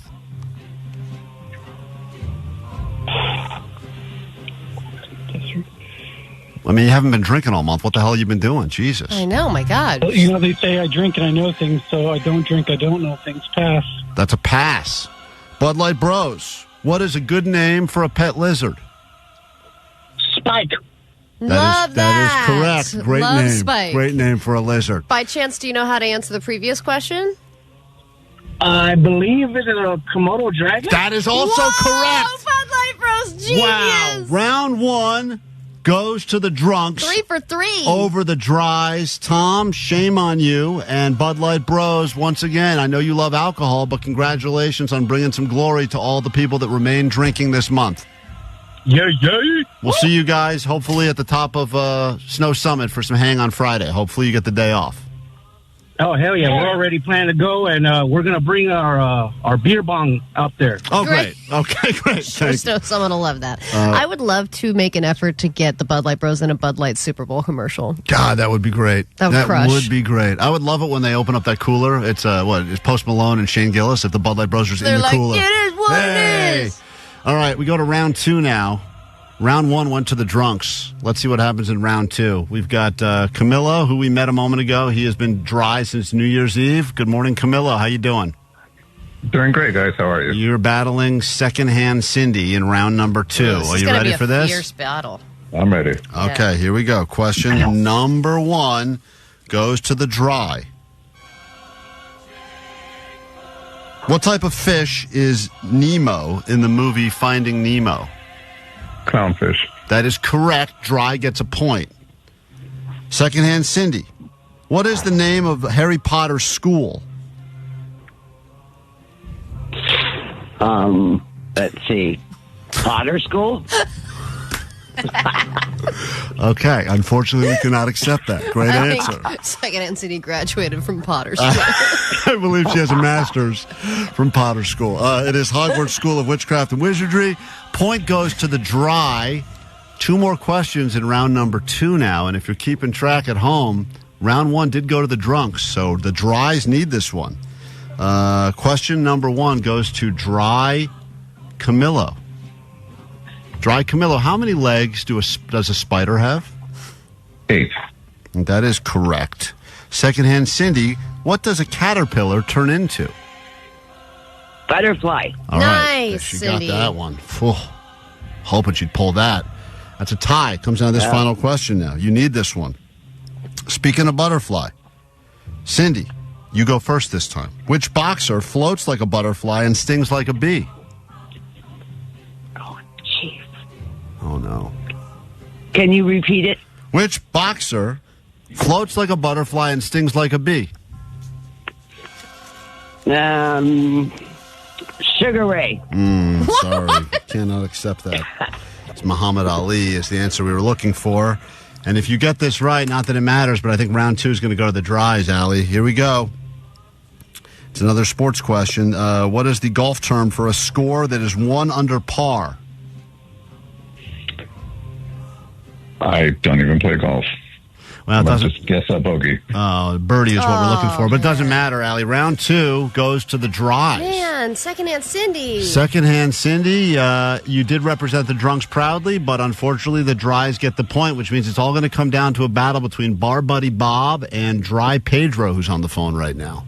This will determine who wins and who loses. Tiebreaker, okay. Very exciting. Thank you both for being on. Secondhand Cindy, hopefully we see you on Friday up at the mountain again. That was fun last year.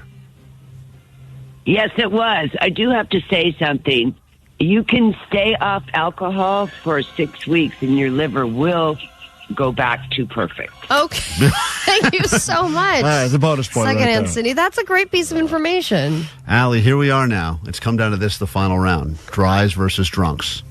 It's Bar Buddy Bob representing the drunks against Dry Pedro. And Dry Pedro, how long has it been since you've had a drink? Since October 17th. So this guy, is that court ordered or is that by choice? A choice. Okay, Good so for this you. man has not had a drop of alcohol going way back even before January. He's the driest of the dry contestants. According to Cindy, his liver is already completely imperfect and intact. Does it feel that way?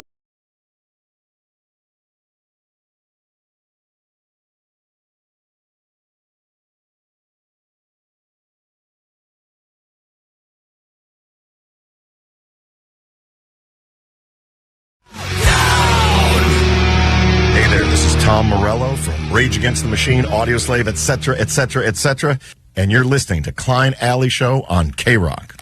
It's Klein Alley Show, not the Klein Alley Show. It's just Klein Alley Show. Thank you. See, he loves it. He loves the show. Tom Morello, recent guest of this show right here, and in that band you just heard.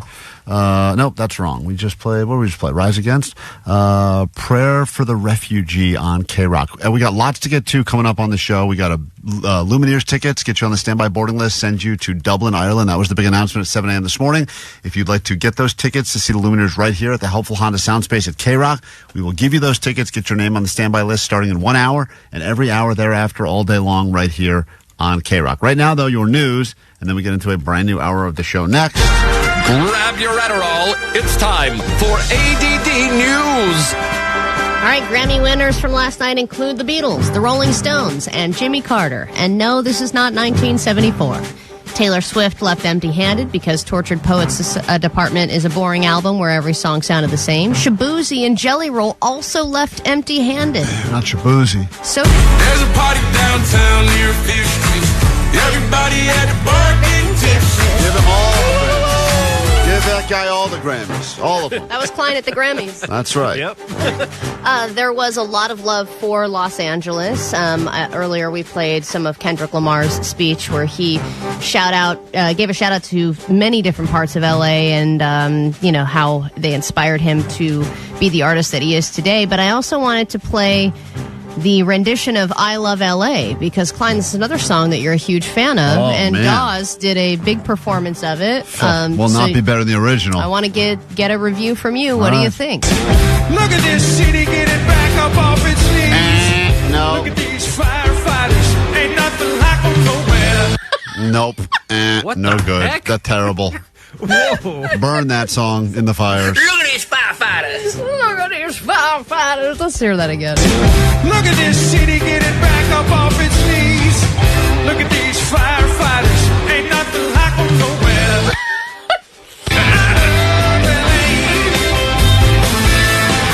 We love it. No. This is... I love LA. This is the best. We love it. The best. I love LA. You can't touch that. We love it. Would have been so much better. Look, listen, if they were going to potentially maybe do one of those kind of We Are the World things where you get a bunch of artists together to redo I That's Love what they LA. were trying to do. Well, they picked the wrong guy. And nothing like them nowhere. Jesus. As for the speeches, there were many of them. And of course, as always, artists like to use their speech to make a statement. And there were some that were made. Here's what Shakira had to say. I want to dedicate this award to all my immigrant brothers and sisters in this country.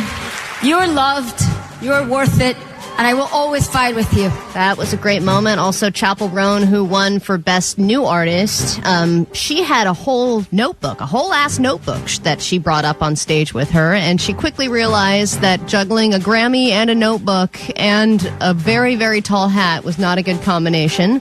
The hat fell off, and then she had to put her Grammy down in the middle of it because she had to turn the page on her notebook, but she did have something great to say for artists everywhere, and she got a standing ovation. I told myself if I ever won a Grammy, I would demand that labels and the industry profiting millions of dollars off of artists would offer a livable wage and health care, especially to developing artists.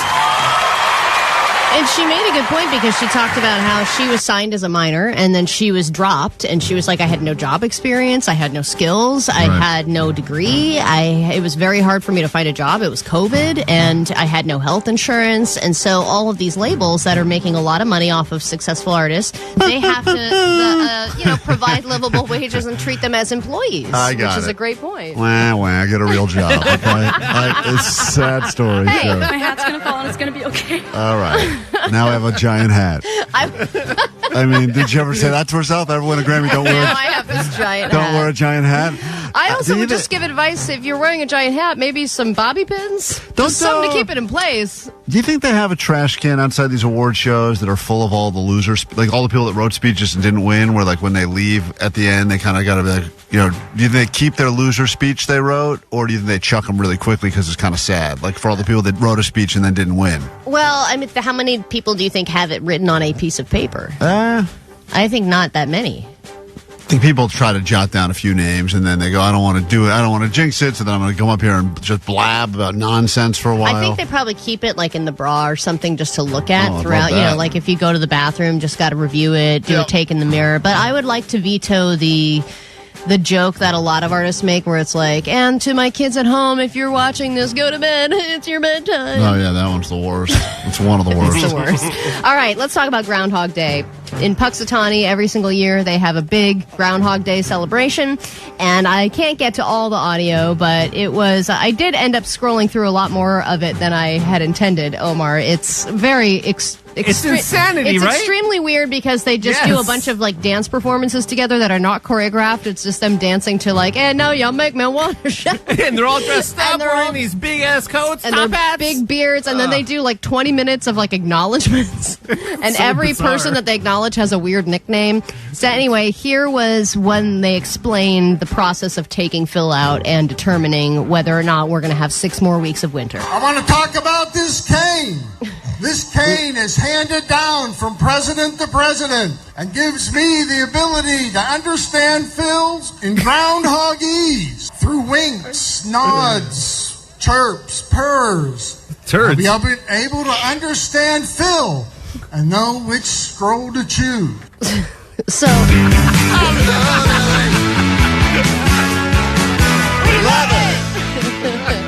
I had no idea that they're not even determining the shadow anymore. They're just like, I'll decide. He'll tell me which scroll to pick, and then we'll read it and say whether or not we get 6 weeks of winter. I'm like, this groundhog has nothing to do with any of it anymore.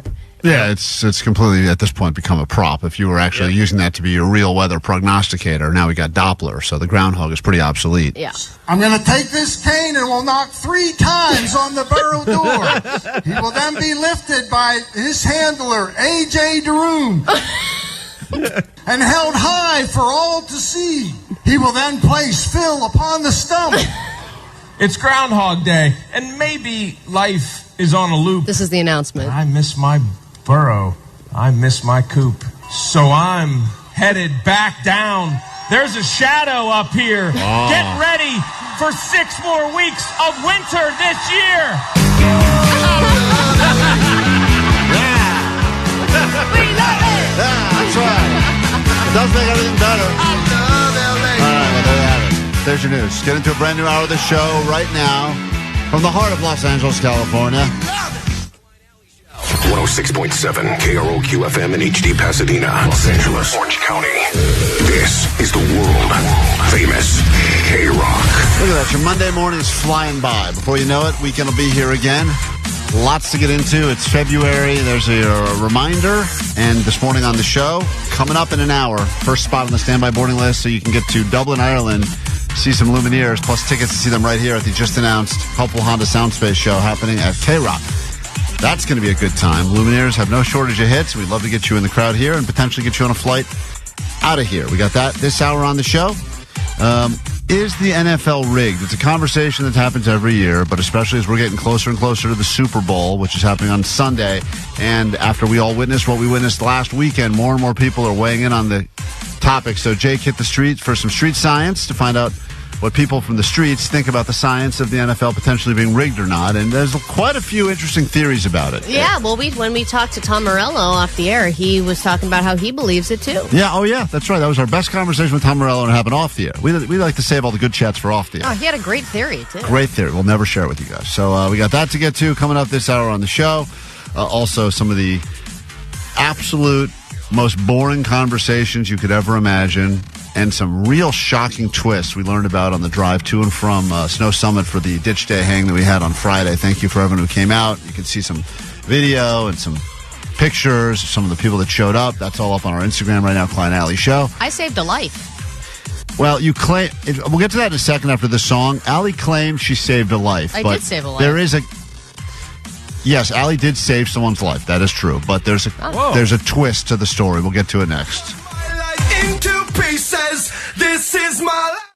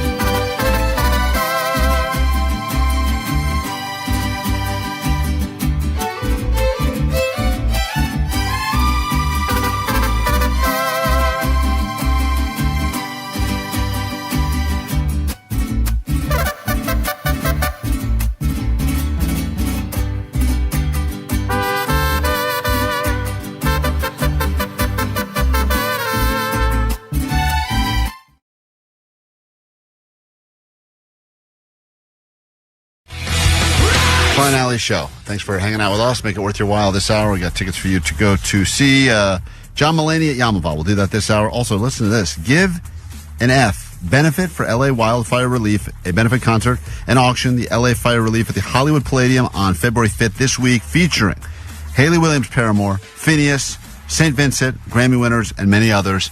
Complete lineup, and we'll put that up. Oh, Reggie Watts will be there. There's a whole bunch of artists that will be at this thing. Hopefully we post. Did we post this on our Instagram yet so people can see everyone's going to be there? Great. It's up on Klein Alley Show. Got some tickets to give you for that. We'll do that this hour here at KROQ before we get you on the standby list to see Lumineers. Allie and I are always battling out to try to be good people. Believe it or not, if you're new to the show, you may hear some of the terrible things we talk about and think, wow, these are not good people. But our goal, really, I believe, is to be good people. And we think the best thing a person can do is save the life of another person. I tried to save a dog's life. I tried to save... That was a statue. I tried to save a man that was dead in a van or was dying in a van. There was nobody in the van. It was a shoe. Regardless, we've all made efforts to save people's lives. And Allie claims she came up to me... I don't try to be a good person, though. It just happened to me. I stepped in. She comes up to me right when I walk into the bar on Friday at Snow Summit. And she's like, hey, not to brag, but I just saved some lady's life. And I go, first of all, that is exactly why you did that, to brag. That's why you did it. You would say it to me, and I would say it to you. Okay. Just updating. You were so proud of yourself the way you... Why don't you tell your story? Because I think once you get to the thing you told me, at first I said, good job, you saved her life. Then all of a sudden there's a twist and you realize you didn't save her life at all. No twist. No, there was a couple there, and I had been there probably 10, 15 minutes. I'd just gotten my drink. I'd just set down my whiskey shot and my beer, and I turn around, and this woman is appearing to throw up, but it's not throw up. It's like spit and stuff. She saw you. And I was like, I'm here. And I'm like, monster. Ugh. Damn, it's like 1:15. I can't believe Yeah. We've gotten to this point already where someone's throwing up in the lodge. The problem with being at a bar during the day. When you're being at a bar during the day, especially in high altitude, it can hit you. Sure. So I see that she's throwing up, and I'm going, up, just another person throwing up, and I'm proceeding to take my shot.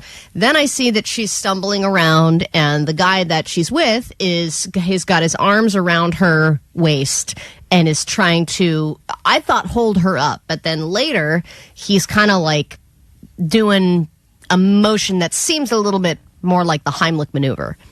So then I do a double take, and I go, is she choking? And he looks at me and goes, yeah, she's choking. And I was like, oh, dude, I can't believe I've just been watching this happen for the last 10 seconds. I've done nothing. So I take my hand, and I give her a big-ass slap on the back. I mean, loud, reverberating across the bar. And she cleared her throat and said, all right, I'm good. Wait, hold on. Woman is throwing up. You think throwing up. Then you realize it's a guy doing a Heimlich on her. What is the length of time between when you witness what you think is a woman throwing up to you realize now you have a situation where there's someone that... Probably 10 seconds. In 10 seconds. This was, in about 10 to 15 seconds. And you say, is that lady choking? Well, yeah, after I figured that I was like, why are his arms still around her? Right. Like just sit her down if she's throwing up, or take her outside. Mm-hmm. And he wasn't. So then I noticed that I think he's actually doing a maneuver on her. And then I was like, well, she's choking. I don't know how to do the Heimlich, and he's already doing it. So I'm just going to do the back thwap. If you get a good back thwap, it can really send... Why are you saying it like that? Because that's what it is. It's a thwap. A what? It's a thwap on the back. It's not a slap. It's a thwap. Are you trying to do funny stuff? No. Are you doing Vanessa's voices? What is going on here? Was Elmer Fudd there? What are you saying? It's a thwap. Are you joking right now? No, there's a thing called a thwap. It's like a difference. It's not a slap. It's a thwap. What's the difference? Thwap. It's more of a hearty, not sounds a lot gayer when you say it. I'm not trying to hurt her. I'm just trying to give her a nice whap, thwap. I'm pretty sure that could be worse. No, you're going to lodge it deeper. It got the thing out, and I said, what were you choking on? And she said, chicken nuggets. And I was like, oh my God, I'm so sorry. I'm glad that I got it out. And then glad I slapped you. Is that what you said? And then she left. No. And then she said, don't worry, this happens to me all the time. Okay, so here we go. So Allie thinks for one moment, wow, I went up and I... thwapped. Hit this woman's back and dislodged a chicken nugget from her throat that was going to kill her. So she starts taking all this glory as I'm a hero. Then the woman turns to Allie and says, don't worry, it happens all the time. So, first of all, that woman needs to rethink her. I don't and know that could have been the last time. I think she's prone to choking for some reason. I think she needs to chew. Perhaps, Allie, she wasn't choking at all. She's like, maybe she eats her food like a snake or something, and that's how she takes it down. No. He was and then I found out later that was not her partner, that was her brother. But he said that it does he confirmed that it happens a lot. And 714 said, I was there. I saw Allie do that. No and then way. I went, yes. And Get then 714 on the phone. I don't believe. Call 714. You were there. You saw me do it. I see a witness. Was it heroic what Allie did, or was it not? And if the woman says that happens all the time, then she's going around giving a lot of people false hero confidence that everyone's going, I saved this woman's life. And maybe she's just a woman that's got a small esophagus and can't at least handle she it. was a human and not a statue. Yeah, well, I saved an actual human being. but You tried to save a fake dog. yeah, but Allie, once again, it sounds like if you didn't do it, she would have gotten it out anyway because she does it all the time. No, but you don't know that. You don't know that. She stepped in without the thwap. She could have been dead Stop because it. whatever her brother was doing was not working. It was not clearly. working. Well, clearly whatever her brother's The doing. thwap saved her life. It's a thwap. You need to give FAP training. I'm twained and flat. Everyone is saying it differently, and I don't like any of it. 909 said for choking adults, you never hit them on the back. Yeah. It can cause whatever they're choking on to go further into their trachea. That's what I thought. Like, I don't remember much from any of the CPR classes I took, but I definitely remember not to do the... A thwap is an onomatopoeia that refers to a loud, heavy impact or the sound it makes. For example, you might describe the sound of water hitting a ship's side as a thwap. Okay, great. Regardless, I think a lot of people, and if any of these witnesses, I don't know if any of these people on the phone were witnesses. Hold on, we got a witness on the phone. Hey, hello, Laura? Yes. Yeah, you witnessed this, or you were the person who choked on the nugget? I saw everything Okay. even before it happened. Okay, all right, from your side, tell us what happened, please, and don't use that dumb word in the process. Go ahead. So I was looking over in her direction because there was something there, and I asked my boyfriend. What is that thing over there? I asked my boyfriend to look for something, and then she went to go get water from the self-serve. She drank the water, and then I saw her spat the water, and I was like, "Dude, she's so drunk. Did you see her spit the water out?" And then that's when she got the I thought it was her boyfriend, but you said her brother, and then he just did the Heimlich maneuver on her, and the water projectile out. Yeah, and then that's when Allie came, slapped her on the back, which you're not supposed to do, but she slapped her on the back. Okay, yeah. You're not supposed to do that, but she slapped her on the back, and then that's when I said, "Oh no, she shouldn't do that." And I was going to get up to go help because I'm a nurse, so I was like, "Oh, I might need to help." And I said, "Out of my way, I'm flapping." But then she already projectile whatever she did out. But Allie did do something great. She went to go get Fiji water. And gave it to her. I did. I went and got her water. I You forgot didn't pay about for that. that. No way Allie paid for the so Fiji. she did slap her back after she already projectile whatever was in After. the water. And So hold on. Allie slapped the... Hold on. Allie beat up a woman that just finished survived the choking incident? You're saying... Slapped her really hard. Too. Right, So, okay. yes. Wait. Hold on. The nurse that was the witness, you're saying the woman already, you believe from your medical experience as a nurse, had already cleared the airwaves. And then afterwards, Allie went up and hit her. Allie went up and hit her in the back? Yes.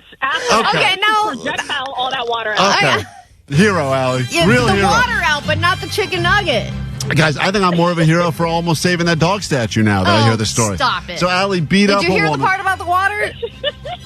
Yeah, I brought her You water. brought her the one thing she needs. Bought her Fiji water. Okay. Bought her Fiji water. All right. Thank you. Laura, thank you for calling to confirm. Great to see you at our event. All right. 909, maybe she scams people like on that movie Choke, and Allie just intervened and screwed up her scheme. Unbelievable. 909 said that was my sister. She was choking. I can confirm. That the person's just messing with you. There's no way. This was the person. If that's true, we got to take a break. We're going to be back in a second. We got lots going on this hour on the show. 72114. I was there too, and I saw Allie smack the S out of that woman. Okay, great. Allie beat up a woman. Amber? Yes, hi, Amber. Go ahead. Quickly. Hold on. We may have the choker on the phone. Put her on hold, guys. I can't take her. Hey, Amber? Yes. You were the one who choked. Yes. Okay.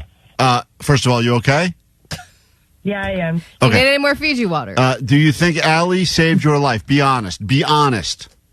Yeah, I mean, she noticed and it helped. Hold on. Don't choke again. Are you choking right now? What's going on? No. You believe that Allie did something that actually saved your life? Because the way we just heard about it from a nurse, you already had cleared the airwaves, and then Allie went up and hit you. No, well, if she didn't give me the water, I think because it was still kind of like slightly there. So, the water has to go down more. So the saving part was the giving you the water. Yeah. What about the slap? Was that a good slap? Do you have a bruise on your back today that we need to know about? Most likely. Okay. So Allie did not make your situation better. Well, she didn't make it worse either. Okay. That's real hero there. I think everybody here knows what it means to join the Mile High Club, right? Oh my God! It's the KROQ Mile High Club. Get lucky and see your favorite KROQ bands in places all over the world. Destination 3. Pack your shillelagh, kiss the Blarney Stone, and river dance your way to the pub when you follow the end of the rainbow to a pint of tickets to see the Lumineers in Dublin.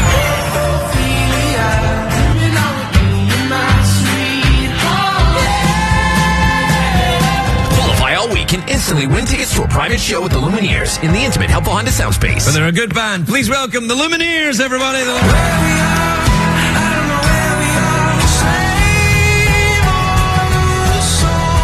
You'll get on the standby boarding list to see him again in Dublin. Courtesy of Dual Tone.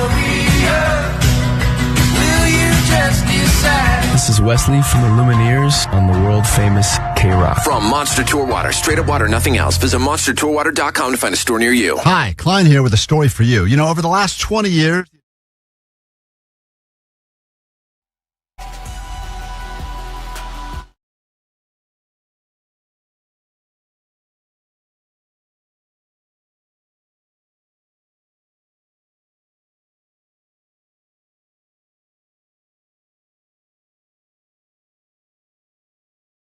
Alley Show. The man behind that song is sitting in our studio right now. Please say hello to Tom Morello. Hello, Tom. Hello, Tom Morello is here. What's going on, Thank you for everybody? being here, and thank you for all of the music you've given us. Whenever we have Rage on KROQ, it just instantly puts us in better moods right away. It gets your blood flowing, no It matter sure does. what. And I was wondering, because of all the years, you know, you've heard your music, obviously. Athletes will use it to Sure. hype them up. You know, you'll hear them just... and if it's an athlete you don't like or someone you don't like, but it's your song and you like it, what do you, just pretend it didn't happen? Or No. I think I've always enjoyed the great music casts a wide net. Yeah. You know, and then some people will listen to it that it really, like, it may change their mind about things. Other people listen to it and they may just pump iron to it, and God bless them. I've said for a while, and I don't know if you agree with this or not, that you in some ways I feel like are like the Bob Dylan of our generation. And I say that because you have used music to spread messages that are much, I think, sometimes bigger than the songs themselves. Sure. And does that put a pressure on you where I think a lot of people are going, how do I write a hit song? And it's more about writing a hit song. And I think you've always been, at least it seems like, you're more about, I want the message to be more important. Like, I'm now 21, 22 albums in to a career, you know, between Rage, Audio Slave, my solo stuff, a couple records with Bruce Springsteen. And, you know, from a very early age, like, I self-identified both as an activist and as a guitar player. And so trying to find a way to weave those two together has been the challenge. It's not like pressure, I've got to be involved in a song about something that's going on, you know, in the newspaper today. It's a pressure about, like, staying, which frankly, like, my North Star hasn't changed much since I was 17 years old. Mm-hmm. And so that's pretty easy to do. And, you know, even from the earliest days of Rage Against the Machine, you know, it's great to sell records, but I've made some of the records I'm most proud of are ones that have sold a fraction of the Rage records, where it's just truly what I believe in my art and in my music in that moment. But there are some times where I'm sure you've felt challenged when it comes to, you know, sticking to your values, like the whole thing on SNL about getting locked into that room by security because, you know, it was like Forbes was hosting and, you know, he's a Republican and you're very, you know, you're very open about your stance. You know, those moments I'm sure have made you question, like, your own conviction and going, hey, maybe I should lay off. Did you ever feel? Never once. Not once in my life. My heroes growing up were not just Eddie Van Halen and The Clash. They were the Black Panther Party, you know, and Martin Luther King and Malcolm X and some of those, like, 60s radicals and global. My mom was involved in the Kenya's liberation movement. So the idea that you'd be intimidated to change your opinion, like it never entered my mind. I will tell you the one of the most important things that ever happened in my musical career was failure. I was in a band called Lockup before Rage Against the Machine. We're on Geffen Records, right? And we did, I was 22, 23, and they were like they were the experts. The manager they were people that had been involved in hit records and Guns N' Roses, right. Yeah. And so like people had a lot of suggestions, and the band's music, in my opinion, kind of got watered down. It was much more kind of left leaning and alternative, and my guitar playing was the beginnings of the style that I would have, more unorthodox style I would have later in Rage Against the Machine. But we did everything they said because they were the experts, and we made a record that I wasn't particularly proud of. We got dropped 15 minutes after it came out, and that failure allowed me to. I was 27 years old, done. I had had my grab at the brass ring. I had failed, and so I said, well, I'm never going to be a rock star. I'm never going to make records, but I'm still a musician, and I made a solemn vow that I was never going to play another note of music that I didn't believe in. And that's when I began writing riffs that would be my contribution to the first Rage What was the plan B job? So when you accepted it, in your head, all right, well, this rock and roll thing ain't going to work because we got dropped. And even though you said, I'm going to keep playing music because I love music, but did you were you going to start applying for jobs? Well, crazily, like my job was, I was the scheduling secretary for a U.S. senator. Oh, and then I was an exotic dancer. Whoa. Dude, that's a moneymaker. Well, the rent is not going to pay itself. That's right. You know what I mean? In either case. But yeah, I worked for Senator Alan Cranston, and it was, people sometimes go like, have you ever thought about going into public office? Oh, hell no. Because I've seen how the sausage is made, and it's worse than you could possibly imagine. So the sausage was made as an exotic dancer as well. Yeah, that's right. That was his name. Yeah. The sausage is made. It was very popular. Tom Morello is hanging out in KROQ right now, but we'll be doing two shows. Both will be benefiting fire relief. House of Blues, that'll be happening on Thursday in Anaheim. Yep. And then, of course, the Fonda Theater with special guests. That's happening on Friday, February 7th. You have played, obviously, many shows in front of hundreds of thousands of people, and now you're going to these smaller venues, and this is Tom Morello doing it your way, no band. Sure. Oh, no, there's a band. This is like... Right, but it's you. No blockbuster. And as a result, it's a small, intimate setting where you get to really see the faces of pretty much all the people there. Yeah. How does that change for you? Yeah. Honestly, if... I love playing the huge festival shows, whether it's on my own or with the bands I've been in. And then in a venue like that, like my job, I think, is a very simple one. It's on that night in that room to create a little bit of the world that you'd like to one day see. That's it. You know what I mean? That you connect. And also, like, I feel like in a lot of ways, like I'm carrying the torch. Like, Audioslave is not around. Rage Against the Machine is not around. Those fans and those songs are ones that I honor in the show, as well as like my solo stuff too. And then the LA shows are always about, like we did a show at the benefit for Jail Guitar Doors and a memorial for Wayne Kramer of the MC5 who passed recently. He was a good friend.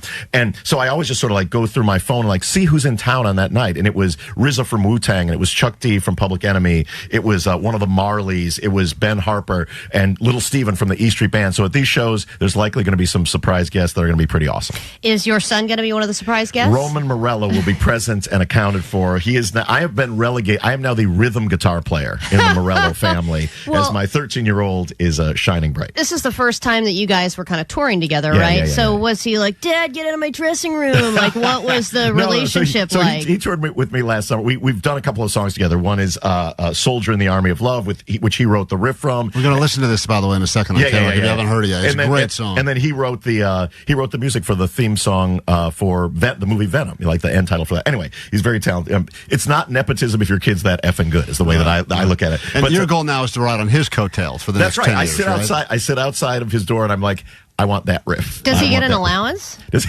He does always ask at these events, like, how much am I getting paid? And I said, your room and board will continue. Yeah. And then I'll tell you later on how much you actually made. Soldier in the Army of Love is a song that is going to be on an album that we were promised would be coming in the year 2025. Right. We are in the year 2025 now. That's so vague because in my mind, I mean January 1st, 2025, we're getting a new Tom Morello album. But at some point this year, still 2025 is the year. Like, this is like, of all this is like the first real Tom Morello solo rock album. There will be some guests on it, but it's basically going to be a lot, the sort of the twin goalposts are the Morellian riffage of Rage and Audioslave, and then sort of my love of like Bruce Springsteen's Darkness on the Edge of Town, somewhere between those two goals. We're going to listen to this right now. Soldier in the Army of Love. If you hear the guitar and you say, that's great, that is not Tom. I want to point that out. That is his son. That's right. Tom is on this as well. He's just keeping the rhythm. He's just keeping it going. When we get back, if you have anything you'd like to rage again, we do this thing on the show called 10 Seconds of Rage. We do it. We always think people have a little bit of air they got to let out of the balloon so they don't blow up. Oh, dear. Anything you want to rage against, about, could be something big, something small. Call us now, 800-520-1067. Our favorite rager will get themselves tickets to the show happening at the Fonda Theater with Tom Morello and special guest on Friday, February 7th. Here is Tom Morello and his son in the Army of Love on KROQ.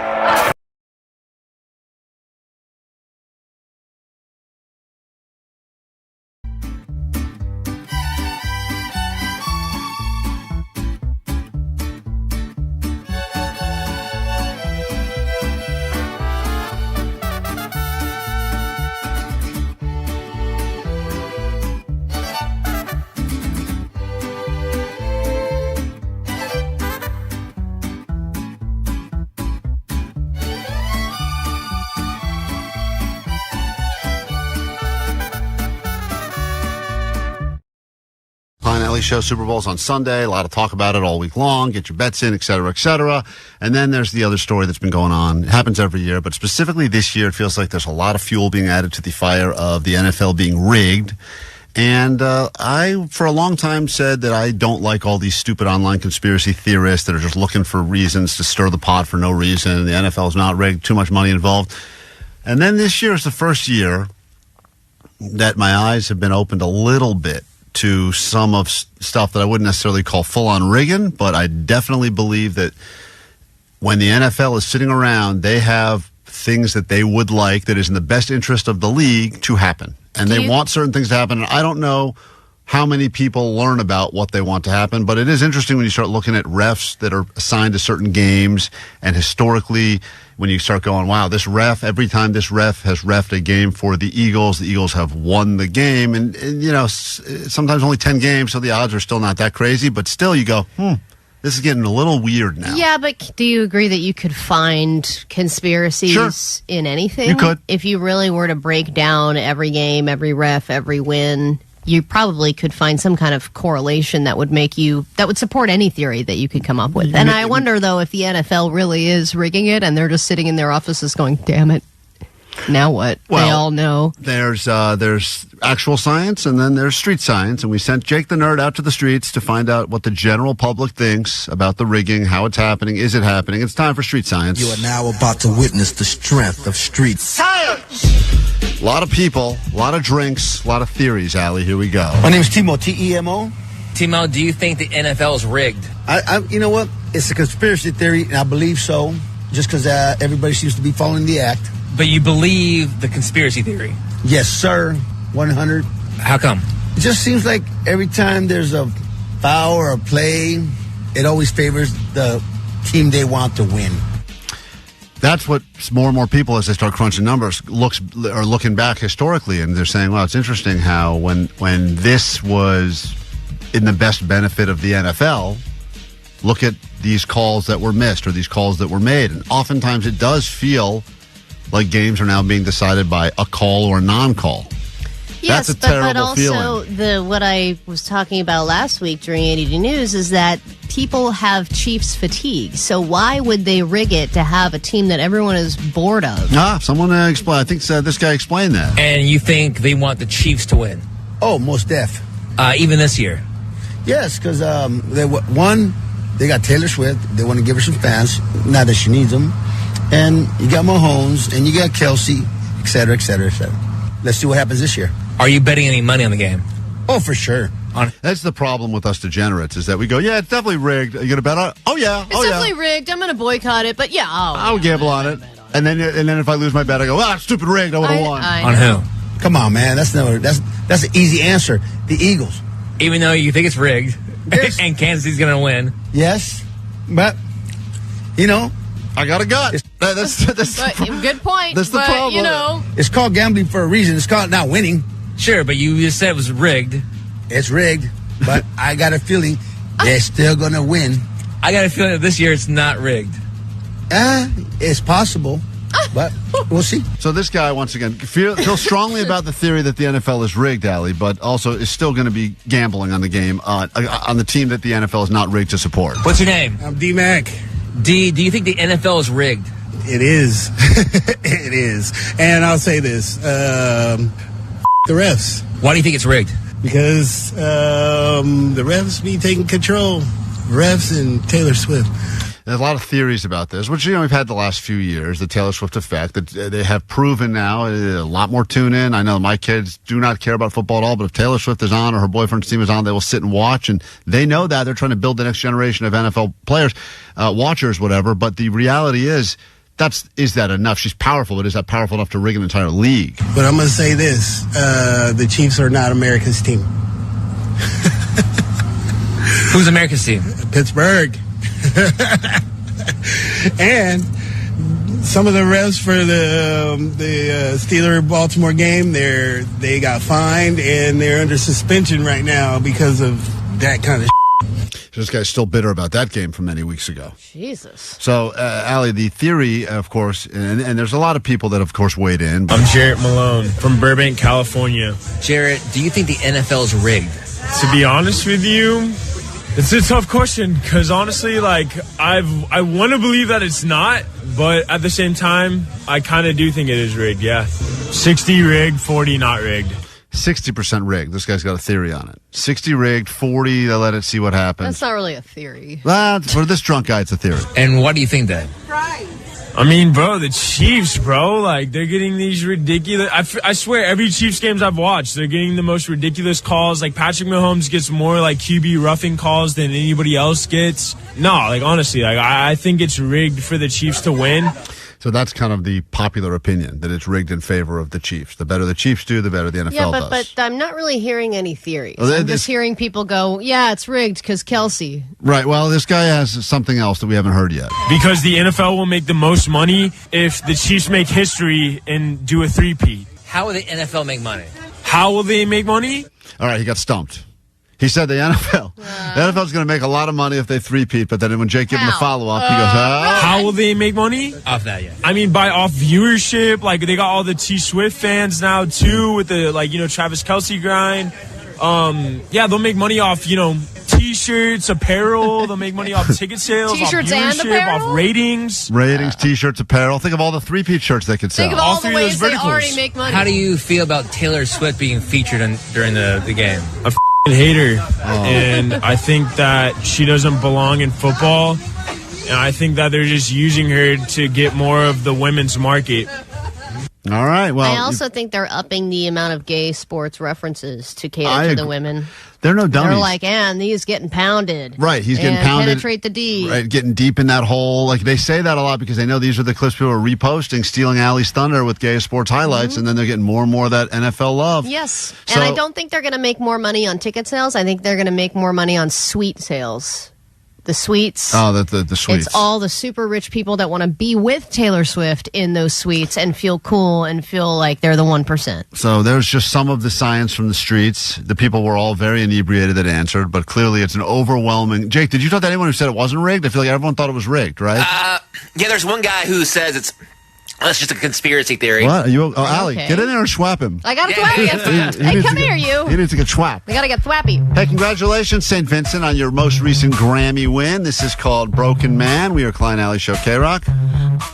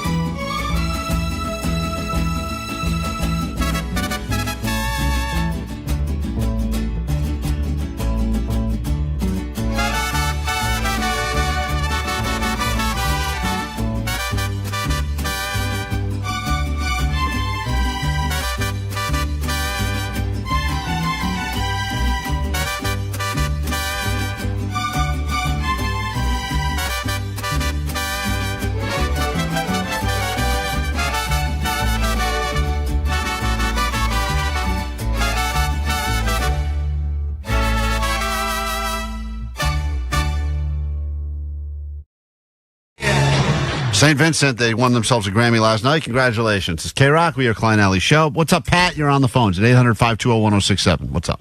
Good morning, Klein Alley. This is Pat. I would like to put something out there that maybe you know, maybe you don't. This was the highest-rated AFC Championship game, Kansas City Chiefs versus Buffalo Bills. The market, when the Bills went to the Super Bowl, it was among the lowest viewership. Putting it in perspective, it was the highest viewership in the AFC Championship game with Kansas City and Buffalo. Viewership for Buffalo Super Bowls have been amongst the lowest in NFL history. All right, there's a lot of stats here. I think I've realized that whether the NFL is rigged or not, I no longer care. No, it's important if you're better. You're going to make bets in Vegas and whatnot. So I know. It's all about them bet bets. the house on teams and stuff like that, and Yeah, you got to go against the general public. The general public is almost always wrong. But that's the thing, is that everyone just complains every year, and then everyone still bets and still loses money.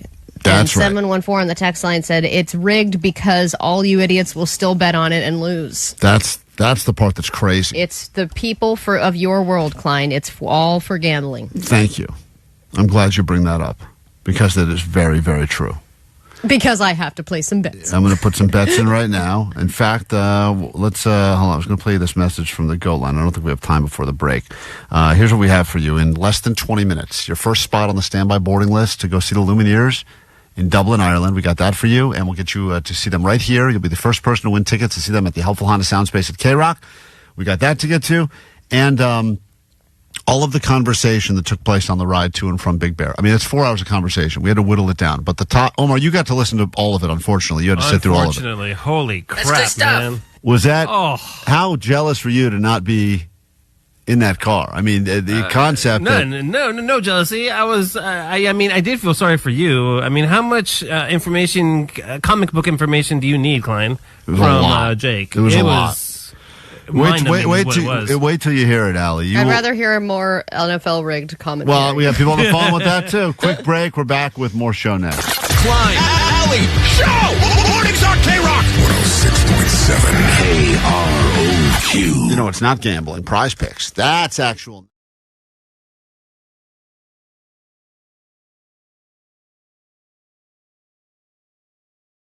Dennis on K-Rock, 800-520-1067. Talking dad advice in time for Father's Day. What's up? Hey, my dad told me you can date a girl with a ponytail, but don't date a girl with pigtails. I asked him why, and he said, you got to keep one hand free to wave to the crowd. Oh, my God. Allie, disgusting.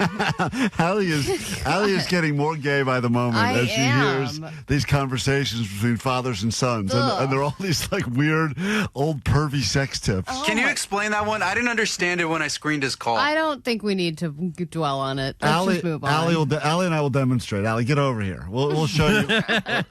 Derek, what is the advice that you got from your dad?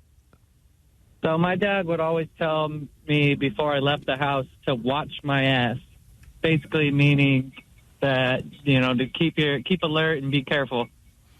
And he would say, Are you sure it wasn't Pride Month? And he was telling you, watch your ass. Watch your ass.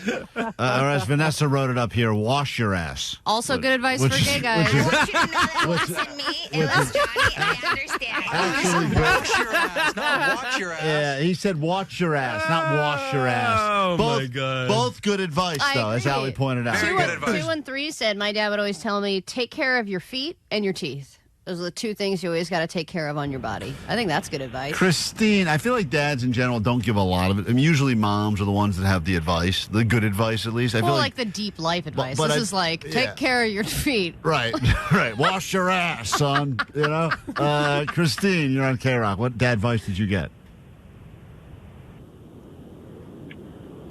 Hello. Hello, Christine. Hello? Hi. Yeah.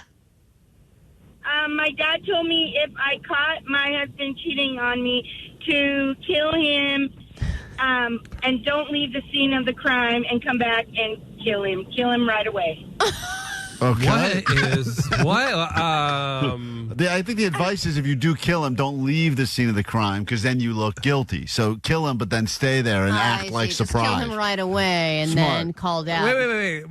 He was joking, though, right?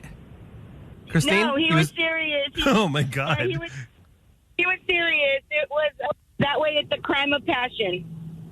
Oh, wow! That's Damn, dude, by it the way, goes deep. That's good advice. I mean, think about it. Of all the advice you're going to get, if you do kill the guy, stay there. So at least it's a crime of passion. And then punch yourself so it seems like self-defense. Allie, that's now you're getting weird, I think. Now this is weird. Eileen, welcome to K-Rock. Dad advice. What is the best or worst dad advice you got? Hi. Yes, my dad always said beauty fades because I was a cheerleader, but brains don't. So I went to law school. Wait, beauty stays, but brains don't? Beauty No, fades. beauty fades. Oh, fades. Oh, okay. But brains don't. In other words, By the way, brains definitely fade. If you've ever tried to talk to an old person, good luck with that. I have early onset dementia. They fade fast. Yeah, Allie's never had the beauty to start with, but the brain is already fading. I mean, really, I'm serious. Craig, what real dad advice did you get over the years? Go ahead. Yeah, we were on our way to Vegas, and it was my best friend's dad. And he told us the hookers you want, you can't afford, and the ones that you can afford, you don't want. God, that's so true.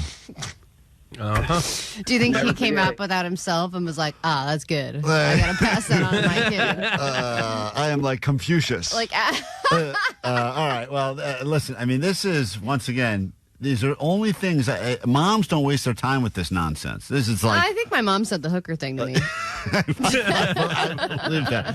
Hutch on K-Rock. Good morning. Hey, good morning, guys. Listen to you guys all the time. Thank you, Hutch. Yeah, hey, best advice that my father gave me is while you're young, work hard. Work never kills. And you know what? 47 years I've been working hard with him as a mechanic in Pasadena, California. That's good. You actually live by the advice. You stand by it. That's actually rare, I feel like, when you actually listen to the advice and do it. Well, I feel like dads always say work hard, too. And I feel like, in the newer generations in 2024, people are, like, working less than ever because they just want to kind of coast. Moises. Oh, hey, how's it going? What's up? Is that your name, Moises? Yeah, it's Moses. That's either one. All right. There's a lot of vowels written here. I tried to figure it out. What's up, Moises? So I actually think that I have the best advice. My father basically told me, listen, before you get married, look at her mother because that's what she's going to look like. That's what she's going to I got that advice before, and that's pretty spot on. Look at the mom and look at the arm connectors. I think what I'm learning is that men are very superficial. You're just learning that now? It's just all Allie? about vaginas and women and the way they look and what you can afford. By the way, there's a lot of advice I haven't even put on the air yet. And don't have nose hairs. I don't think what? I don't think we can say a lot of these things, but yes, most of the dad advice is in that category. Oh man, this other one. Hold on, do you want me to? I will put it on. I wasn't going to put this on. William, go ahead. Allie wants to hear the advice you got from your dad. Go ahead. Hello. Hello? Yeah, what's up? You're on. Hi, William, long-time listener of you guys as well. What's your name? Let's start with your name. William. All right, and you've got some dad advice? Yeah, my dad advised. All right, hold on. Before you give it to us, Allie, do you want to know who you're talking to? Sure. What's your name, sir? My name's William. Okay. Yeah, and so my dad advice was given to me. Hold on, Omar's just joining us. Go ahead. So let's start who this you guys talking to? Yeah. I don't know. I don't know who it is. Hello? Sir, your name? Yeah, William. Ah. Okay. You're on. William. Hey, William. Let's say hi to William. Yeah, hey, on what's K-Rock. up? Hey, what's up, sir? Who's this? So my advice that Dad gave me. Wait, who's on the phone right now? Oh, hi, Jake. Who's calling? William. William's what's on. up, dude? William, go ahead. You got dad advice. It's K-Rock. Who's next? Yeah, dad advice. Wait, wait, who is this? Who is this on the line right now? It's William. Okay. William, go ahead, William. Oh, go ahead. Yeah. Wait, who is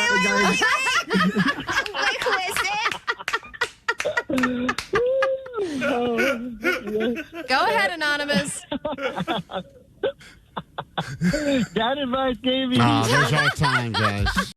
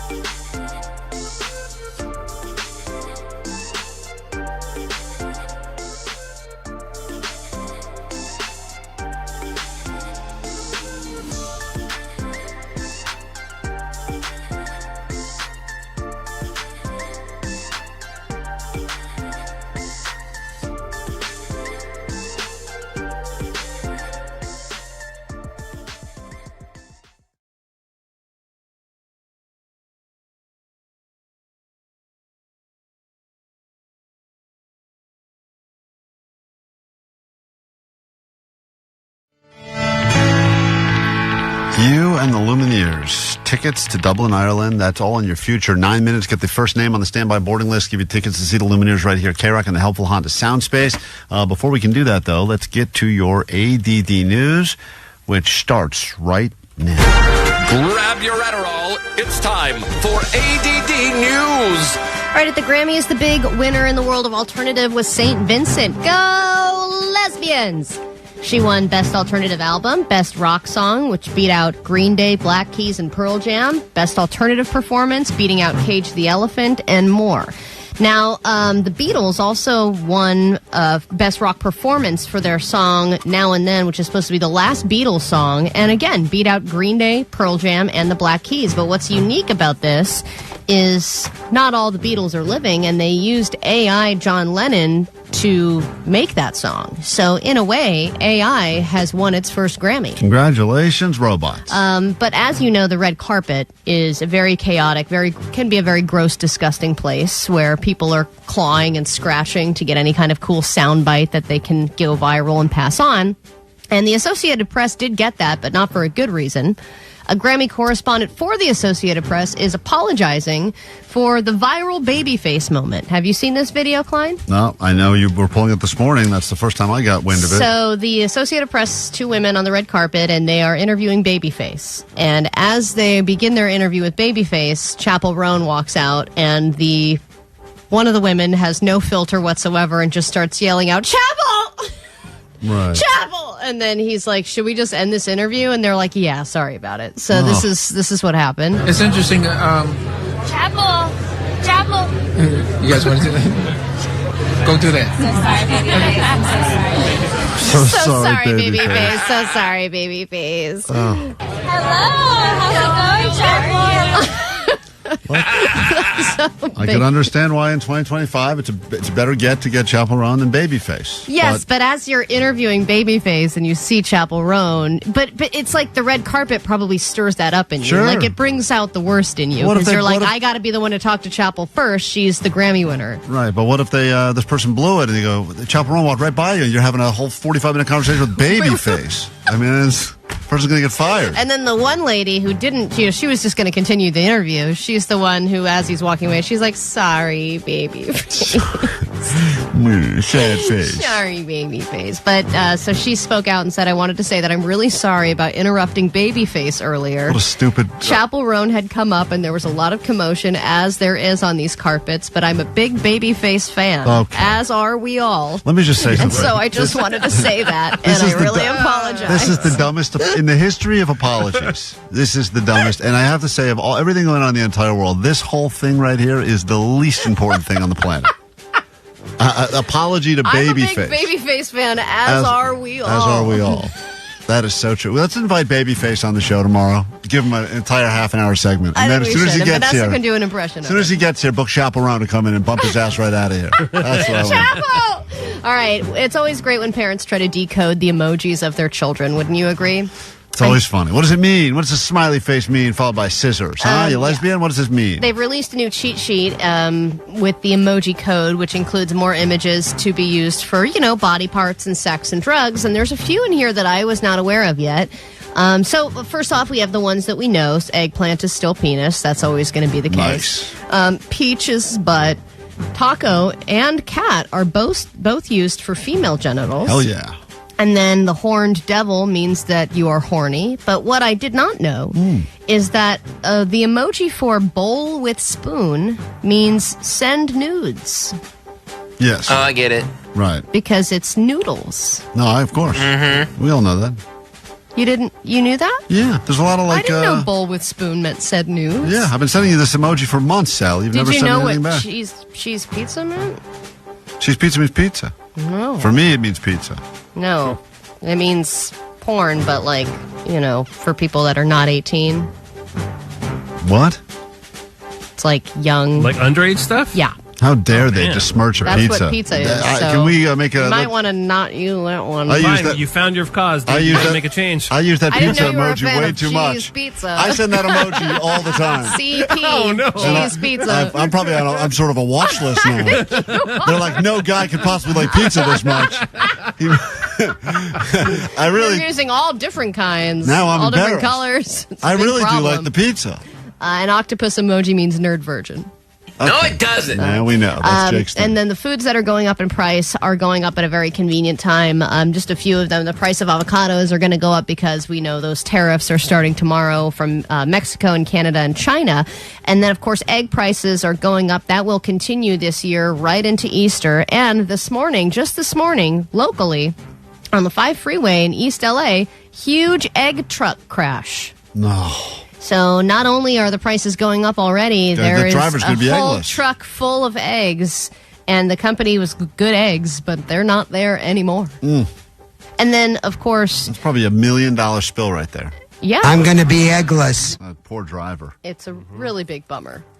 All right, well, there you have it. What a letdown of news right there. I mean, the real winner of that story was Babyface. I think it was pizza. Pizza and Babyface. Which, by the way, I think pizza means Babyface, which is a real problem.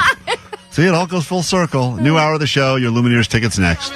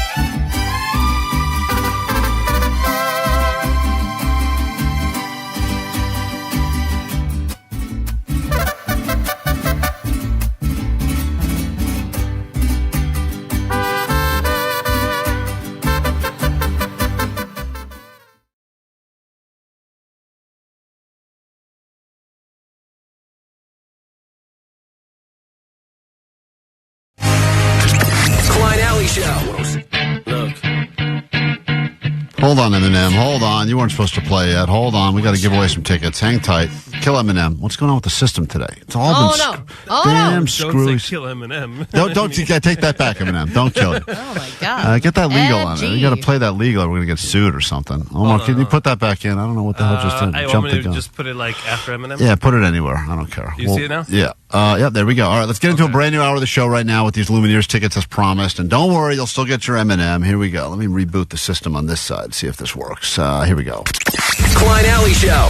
106.7 KROQ FM in HD Pasadena, Los Angeles, Orange County. This is the world famous KROQ. We are professionals. It's professional radio. It's KROQ, your Klein Alley Show. Welcome to 9 o'clock. And the first chance for you to get on the standby boarding list to check out the Lumineers in Dublin, Ireland, as you get in all them St. Paddy's Day vibes. As you know, Allie, we got to move always a holiday past the one that's upcoming. So technically the next one on the docket, since we just celebrated and had a rager of a Groundhog's Day. The next one up is Valentine's Day, but as you know, we have to skip past that and already start looking at St. Paddy's Day. Let's get you to Dublin, Ireland to see some Lumineers, get you on the standby list. Everybody who gets on the standby list to join K-Rock's Mile High Club. I am very jealous of this trip. I am as well. I'd love to go to Dublin, and I'd love to see. It's like a perfect band to see in Dublin, Ireland. Even though they're not Irish, I totally agree with you. For some reason, it fits. They got that Irish it's just pub like feel. thing. Right. So anyway, you will get to see this band right here. I was clean with Metro. I was torn in the raft.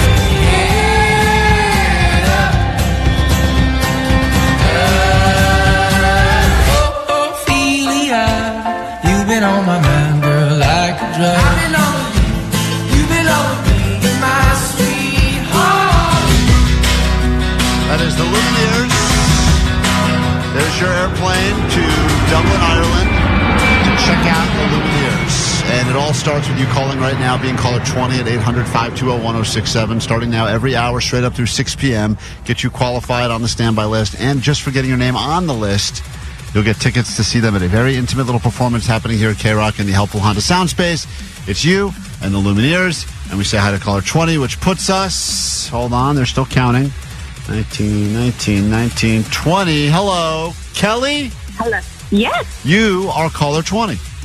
Oh, my God. I'm so excited.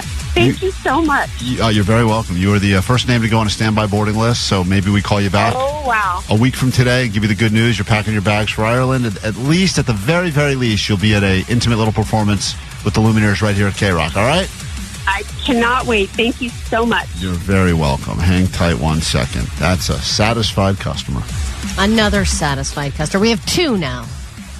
In all of these years, Allie, I think we have a total of 2. Omar, if you could reload that Eminem song that I'm supposed to play. What, now you want him back? Maybe he doesn't want you. After this, Allie, we're going to give you a choice.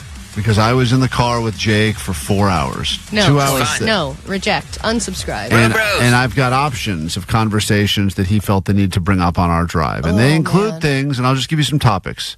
Why Jake doesn't have kids, his theory on breakfast burritos, the next exciting comic book he's going to purchase. Oh, yeah. They're getting why worse. He smells the way he smells. Well, these are I started with the good ones. We've got I guess the best one is why doesn't he have children? Okay. Because then I know there's no more Jakes.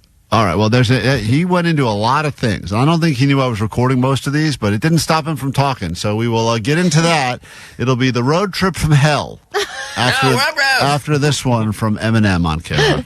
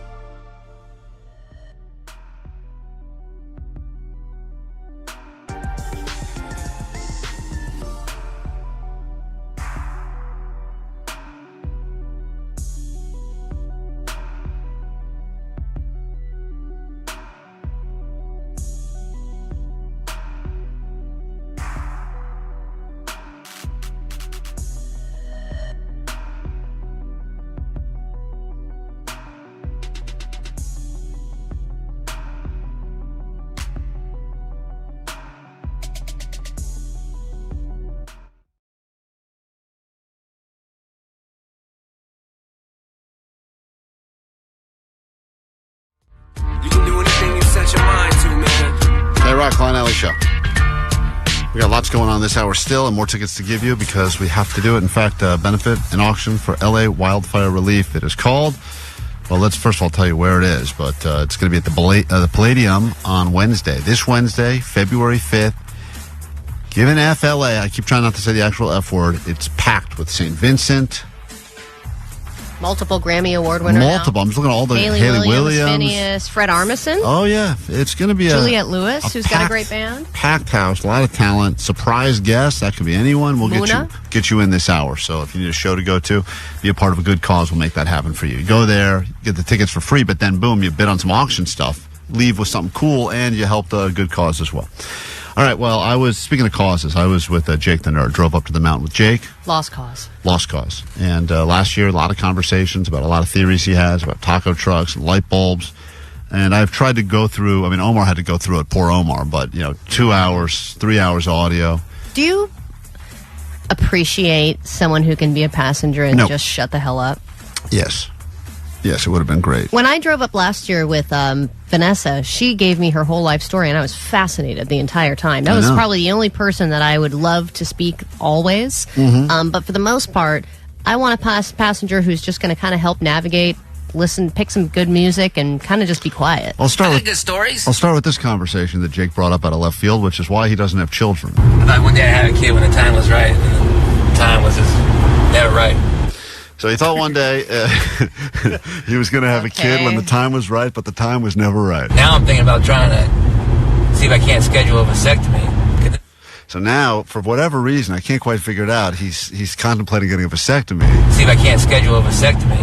Because then it's Raw Dog City, dude. God, population 1 in Raw Dog City. Oh, man. What a terrible...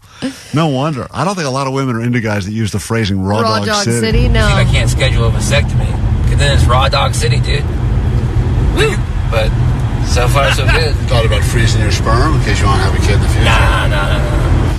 You don't understand. I was making a joke. Anyway, regardless. So, Jake, that was how the ride started. Hear that, Tina? That's your man. That's not anymore. I think she's ghosting him again. Oh, really? Yeah, I think she's on the That's apps. nice. He kept saying the whole drive up to Big Bear or Snow Summit. He goes, "Hey, I think we're going to. I think Tina's going to be up there. She said she's going to meet me there." And of course, no Tina, which is like the fifth or sixth. That's such a weird place to be like, "I'll meet you there." I know. I was like, "There's no chance she's coming." But I guess it was why closer wouldn't they just for her. drive together if they're going to go? When he first said that to me, Allie, I don't even want to. Before we even get to the next conversation, this is the craziest part. I say to everyone, I ended up having to take Johnny up too, and someone else wanted to ride. So I was going to drive. And at first it was like, can you, I was going to pick all these people up because we weren't leaving from the radio station. I had to go put gas in the car, do a whole thing. I say to everyone, can we just all meet at this gas station? There's plenty of street parking by the gas station, and it's closer to where I need to be, but it'll get us back to kind of roughly where we need to go. I sent the address to the gas station. I get to the gas station at the time we're going to leave, 11 o'clock Friday. The other guy's there, Justin, who's running our video feed on YouTube right now. He's waiting for me. Johnny's there, and Jake says, here's where I am. Here's a pin to my location. He shared a pin? He's at a different location. What? He said, you can pick me up here. And it's not far, but it's like, I gotta find out where he is. He can't just be at the gas station. Like, everything has to be a thing. Why can't you be at the gas station? There's no parking there. I had to park in the neighborhood. Yeah, but everyone else parked in the neighborhood and walked a block to get to the gas station. You, for some reason, couldn't walk a block? He stood by his car and waited at the end of some dead-end street. So that's how it starts, okay? Then we get there. Good spot, though. And... a good spot that you could walk to the gas station from. Then we get there. He gets in the car. Remember last year he brought himself just his own snack, just for himself. One bagel and one beer, right? Or one drink. One sparkling water. This time he shows up with 0 snacks and proceeds to immediately start coughing and asking if he can have my water. No way. Yeah, which is only the water. There's only one water. I had a water. I believe you offered. Well, you're sitting there, Jake. You're sitting there going, I go, do you need a water? You go, yeah, I'll take some of that. And I go, now, Jake, that's my only water for the whole ride. Well, we both saved a life with water. We technically both saved a life. I said, just do me a favor. When when we come back, grab a bottle of water somewhere at the bar. So when I'm driving home, I have some water. We're halfway down the mountain. I go, Jake, get that water. He goes, that's on me. No. That's on me. I mean, it's oh my God, are you serious? So, once again. I barely used that bottle. You consider you used it. No way. No. You know, Klein would not drink the water if you had touched the bottle. Yeah, I really didn't even like the fact he looked at the bottle, to be honest. So here Jake goes into a theory about burritos now. Oh, what I think is overrated is breakfast burritos. I don't understand why anyone really loves breakfast burritos. I think I love them. Yeah, but better than any breakfast burrito is everyone loves breakfast burritos. Yeah, me too. I almost threw this guy right out of the car. The burrito, like instead of eggs and any burrito with French fries in it is trash, garbage. So he's going on all these little rants. What's interesting is that he gets so angry. Yeah, like it's effing garbage, and you're like, what? Breakfast Those burritos are BS. Everybody knows it too. I actually agree that most breakfast burritos are subpar, but go ahead. Thank you. We should be Robros. He then, Allie, what did we talk about last week? His big financial investments his entire life have been comic book based? Yeah. He said he was building a collection, but then he learned years later that he doesn't have any comic books that are worth much. And the only one that was worth something was one that he paid $0 for. So he didn't listen to our advice and listen to this. I've wanted it for... You're selling it for $300? No, I'm buying it for $300. He told me something about $300. I heard him. I was kind of tuned him out at this point. We're almost up the mountain. I was like, thank God we're almost there. And then I hear him say something about a comic book for $300. And I think, finally he's selling one for $300. And apparently he's now still, after this conversation, buying more comic books. You're buying a comic book for $300? Yeah, Amazing Spider-Man number 300. Didn't you? Hold on.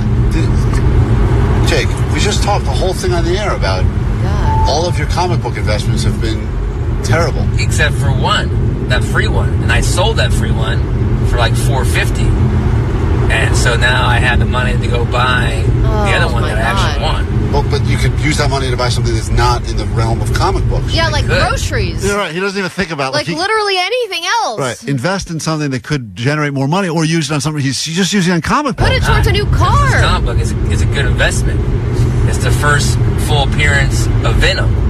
And, like the joke says, Mary Jane in lingerie, so it's also the first appearance of my boner. Oh, goddamn. So it's a great book to have. Amazing Spider-Man number 300.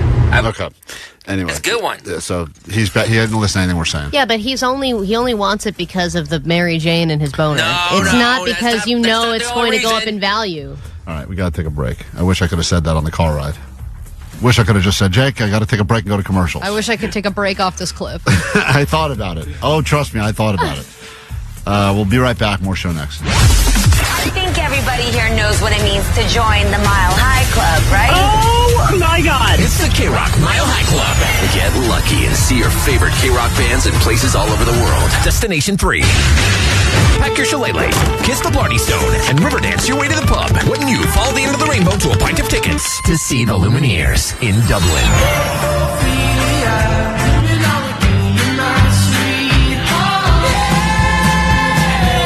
Qualify all week and instantly win tickets to a private show with the Lumineers in the intimate, helpful Honda sound space. But they're a good band. Please welcome the Lumineers, everybody.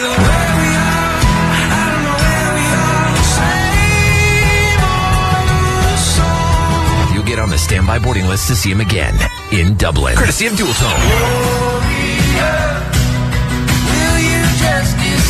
This is Wesley from the Lumineers on the World Famous KROQ. From Monster Tour Water, straight up water, nothing else. Visit monstertourwater.com to find a store near you.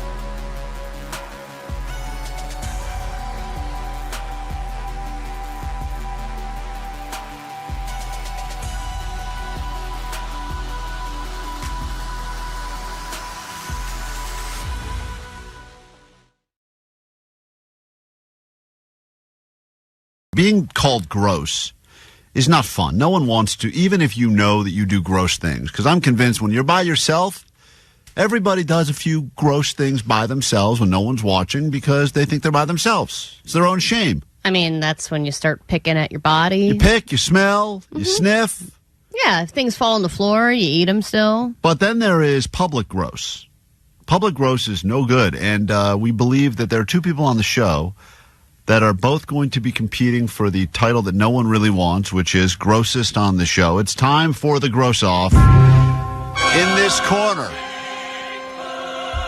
he has a sweating problem that we know about. He walks around with paper towels under his armpits because deodorant can't even help him. I have social anxiety. I haven't said it's you yet, Jake. Let me finish the introduction. Could be me. It's Jake. Here's Jake. He's also got some sort of a digestive issue, which he has. Ulcerative colitis. He has a car. Not digestive. It's an autoimmune disease. He's a car.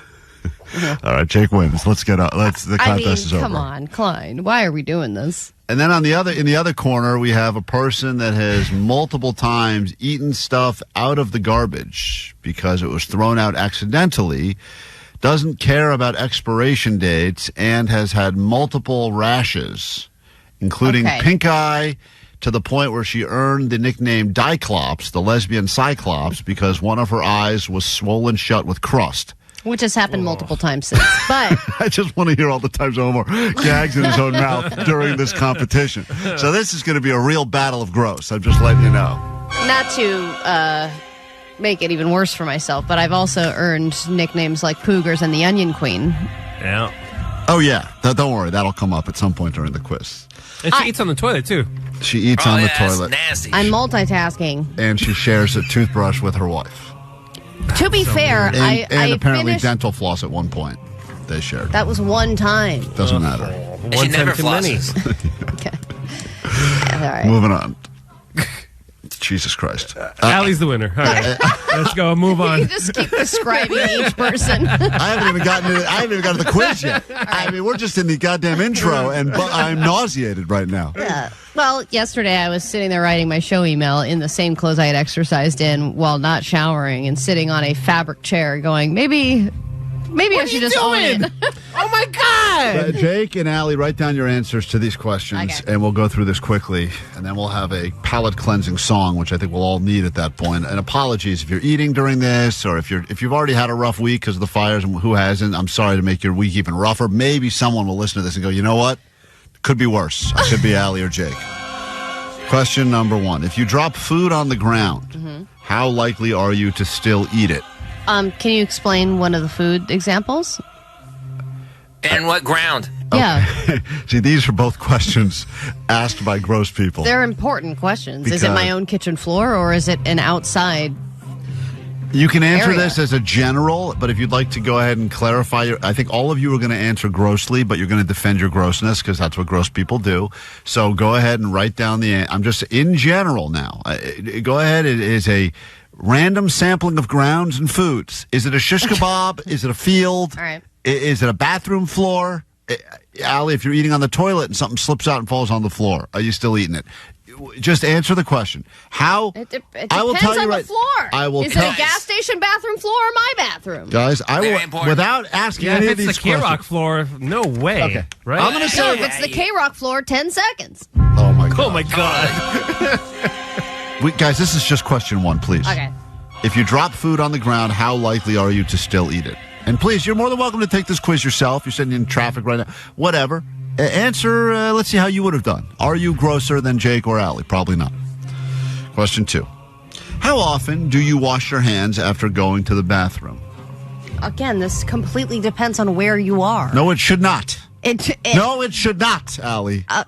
How often do you wash your hands after going to the bathroom? Jake, come on. You know what I mean. Huh? Allie's going to get a perfect score on the gross quiz. All right. 323 said the gross off is more exciting than the upcoming NFL playoffs. Didn't Allie admit yesterday she had crabs?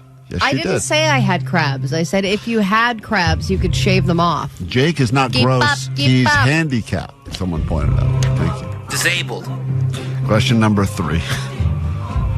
What is the most amount of days in a row you've worn the same underwear? The most amount of days in a row. Why are you humming? What, the most amount of days in a row you've worn the same underwear? Camping or not camping? Allie, just answer the goddamn question. Question 4. What do you feel your weakest personal hygiene practice is? Something that you even know you're not proud of. Could be better. What do you think it is? Write it down. Jake, write it down, Allie. Can you repeat the question? What do you feel your weakest personal hygiene practice is? If you're just joining us, welcome to the Gross Off. Allie and Jake have fast-forwarded to the finals. Can you define hygiene for Allie? I don't think she knows what that is. That's a fair thing, Omar. Can I please? Is it personal hygiene or just hygiene? Synonyms include cleanliness and just all around not being disgusting. Question 5. If you don't have a toothbrush handy, but need to brush your teeth, what would you do? Okay. Or what have you done? The toothbrush is what's missing? In this particular example, yes. Okay. Question number 6. How many showers or baths do you take weekly? Question depends on what the week is like. 7. When is the last time you felt gross? Please be specific. The last time you felt gross. Because I think the problem with gross people is a lot of times they don't actually realize how gross they're being. And now this is the lightning round of the Gross Off. So these are going to be rapid fire questions. And this will be if we need to do a tiebreaker, okay? Do you eat crumbs off the table directly or off your own lap? Yes or no? Oh, wait, say it again? Crumbs for food.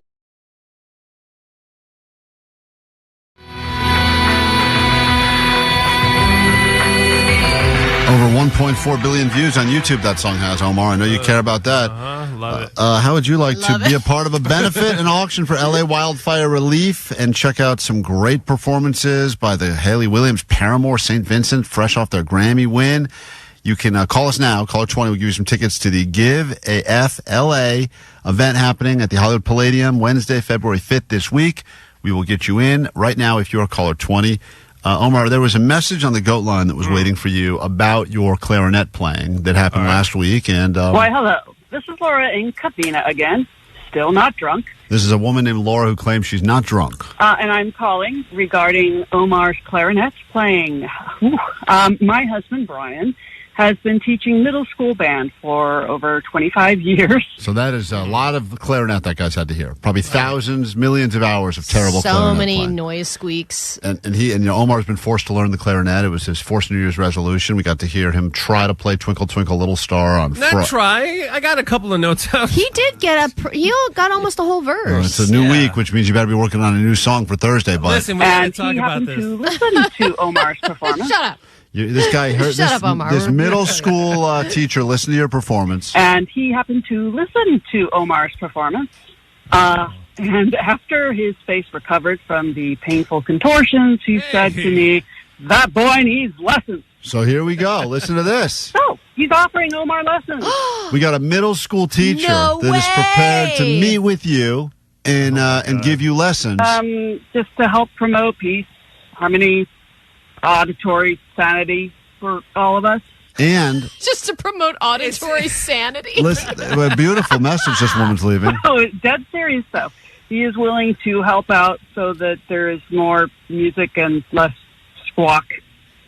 So, Bri, anything you want to add? No, so this is the guy, and I think also he has access to a tuba. I know it took us a while, but we could do a whole switch, and you could start taking up the tuba now.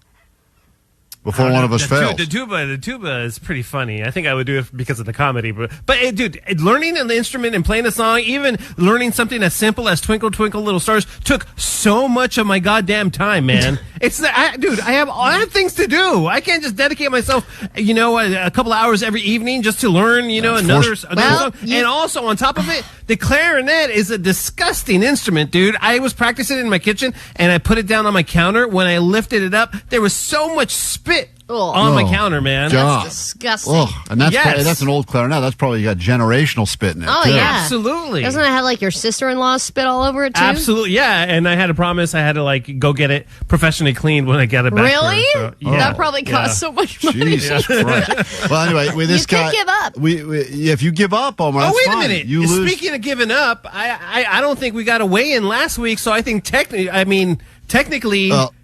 Klein is possible loser here. I agree. First of all, definitely not a loser. I even weighed myself over the weekend. I'm still down, but Jake brought the stupid scale home for some reason. So He now said it was broken. Yeah, it's not his responsibility to bring in the scale. Jake, it's yours. No, we had a scale in here that we were using every week. And There then was discussion from multiple people about how to get a scale in here. I don't know how between 3 to 4 different people there are no scales. There are was a less scale. scales than there were at the beginning. It's we had a beyond scale. I even me. told Klein, go down to the gym and get it in. We have the gym in the building. There's a gym downstairs. I went down there. It is a simple task. There's no scale. I looked. No scale. I mean, hey, dude. Jake last year lost on a big technicality. This sounds like a technicality. I agree with Omar. Guys, I weighed myself. I think I even took a video on my phone. I'm like, I'm down again. I think I'm 172 Yeah, but we're taking now. your word for it. Your I'll word show you means nothing. Thank you. Look, Guys, I did it. Take my word on. Look at my bones, Sally. If the frail I roles were look. reversed, you would have absolutely said that one of us had lost. Yep. Guys, we all said last week when we looked for the scale and couldn't find it. We all said this. It's just supposed to be on you, man. Oh, my God. This is your resolution, your thing. Yeah, dude.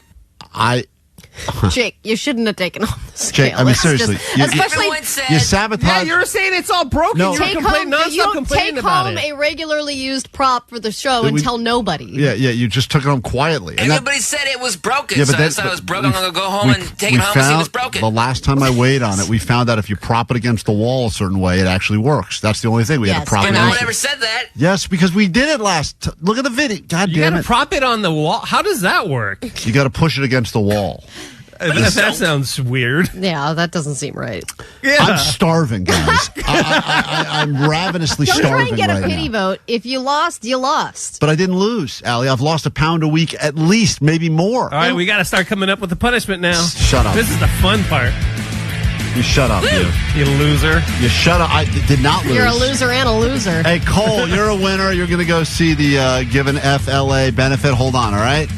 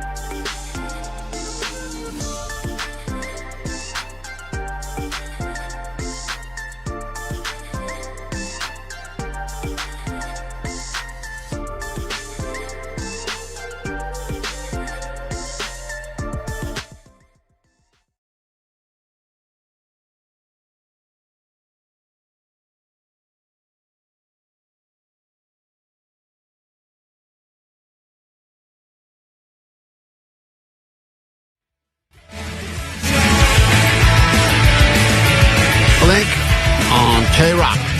The Klein Alley Show. Thanks for hanging out with us this morning, and thanks for those of you that came out to hang out with us on Friday for Ditch Day Snow Summit. We'll have to do that again sooner rather than later. We will figure out, I'm looking at so many theories on the text line. We'll get to all this stuff and figure out exactly who loses what, but I'd love to lose and start eating, although this is the 1 week I can't start eating again, so forget it. It's the worst time to lose, to be able to start eating. Allie's got a lot of things that she's constantly thinking about. Shut up. Thinking about. Sad things are hard. I've been calling random people in my contact list for a month now. Get over it. Yeah. Sad. That's sad. I don't know which one of our forced resolutions is the saddest, but if you're behind on the show, check out the podcast. Have you heard my clarinet playing? That is the saddest. You're right. Good point. Thank you. Allie would like to share with us something that she's been ruminating on in her own brain that we can all easily digest in 5 easy steps. And now, 5 reasons why. 5 reasons why I love being a gay woman. Oh, my God.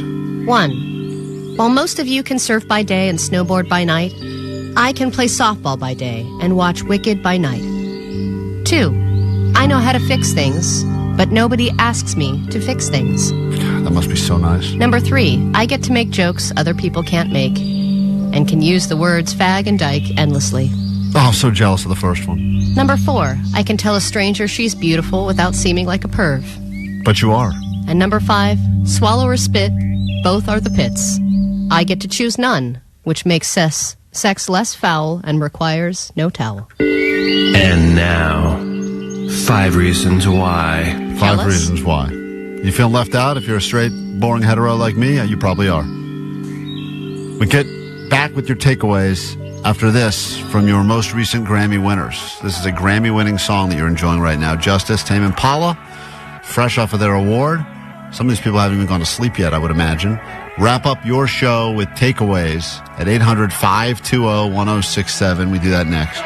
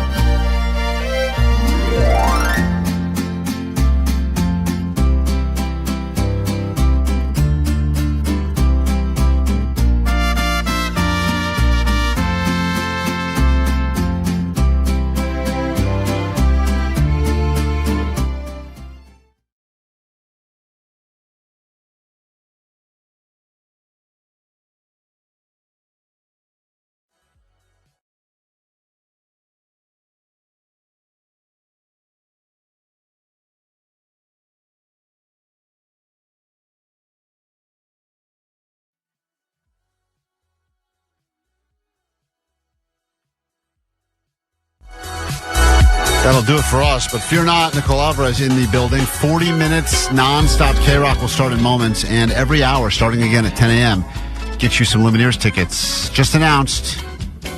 K-Rock Mile High Club, destination number 3 or 4. I've lost count. You'll be going to Dublin, Ireland to see the Lumineers, get that airfare and everything. All you got to do is get on the standby list. Just for getting on the list, we give you tickets to see the Lumineers right here at K-Rock in the helpful Honda Sound Space. Once again, every hour, starting again at 10, going straight up through 6 p.m. So just keep it on K-Rock for your best chances to win. All right, takeaways today's show. What do we got?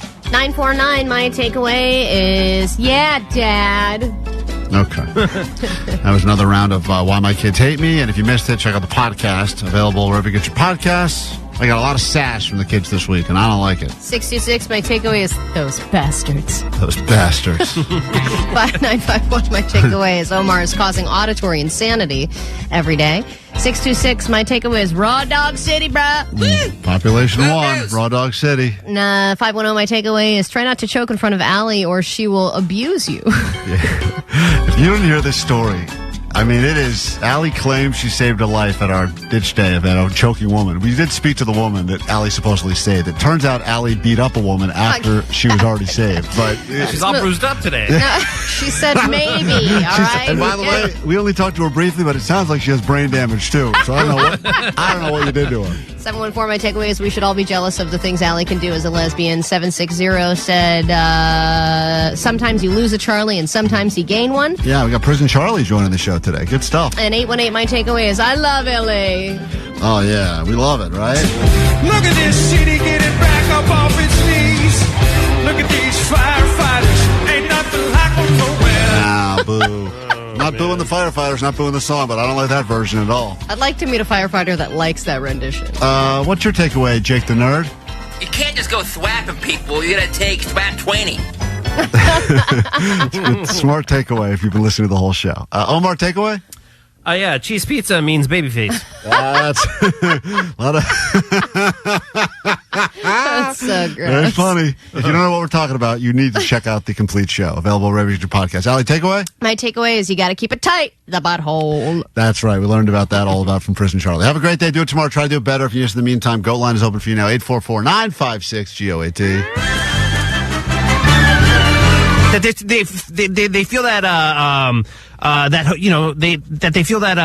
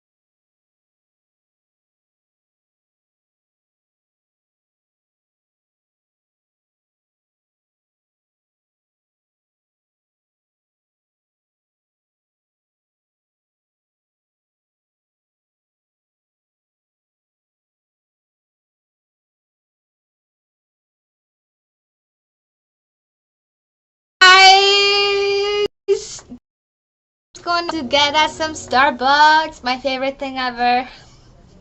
Are you laughing at me? Oh, okay. No. I'm only gonna be here for 3 minutes. Text me your info. Okay, for all of those that came to Ditch Day, thank you so much for coming.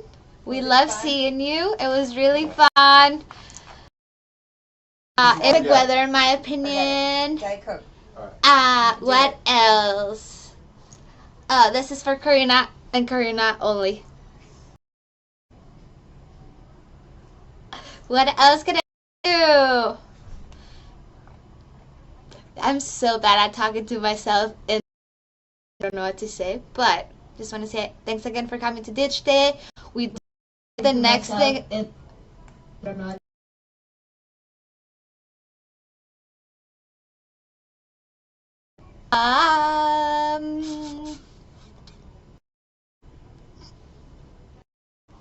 I dyed my hair darker, guys. I don't know what else to tell you. Oh yeah, what is coming up next? Ooh, yes, we do have an So if it's this month, and they're paid attention, you'll kind of know that there's something happening soon. So stand by for that. You can hang out with us one more time. What else? That's it. I was. Thank you for watching and listening. Have a great Monday. Justin, take care. Justin, I'm done.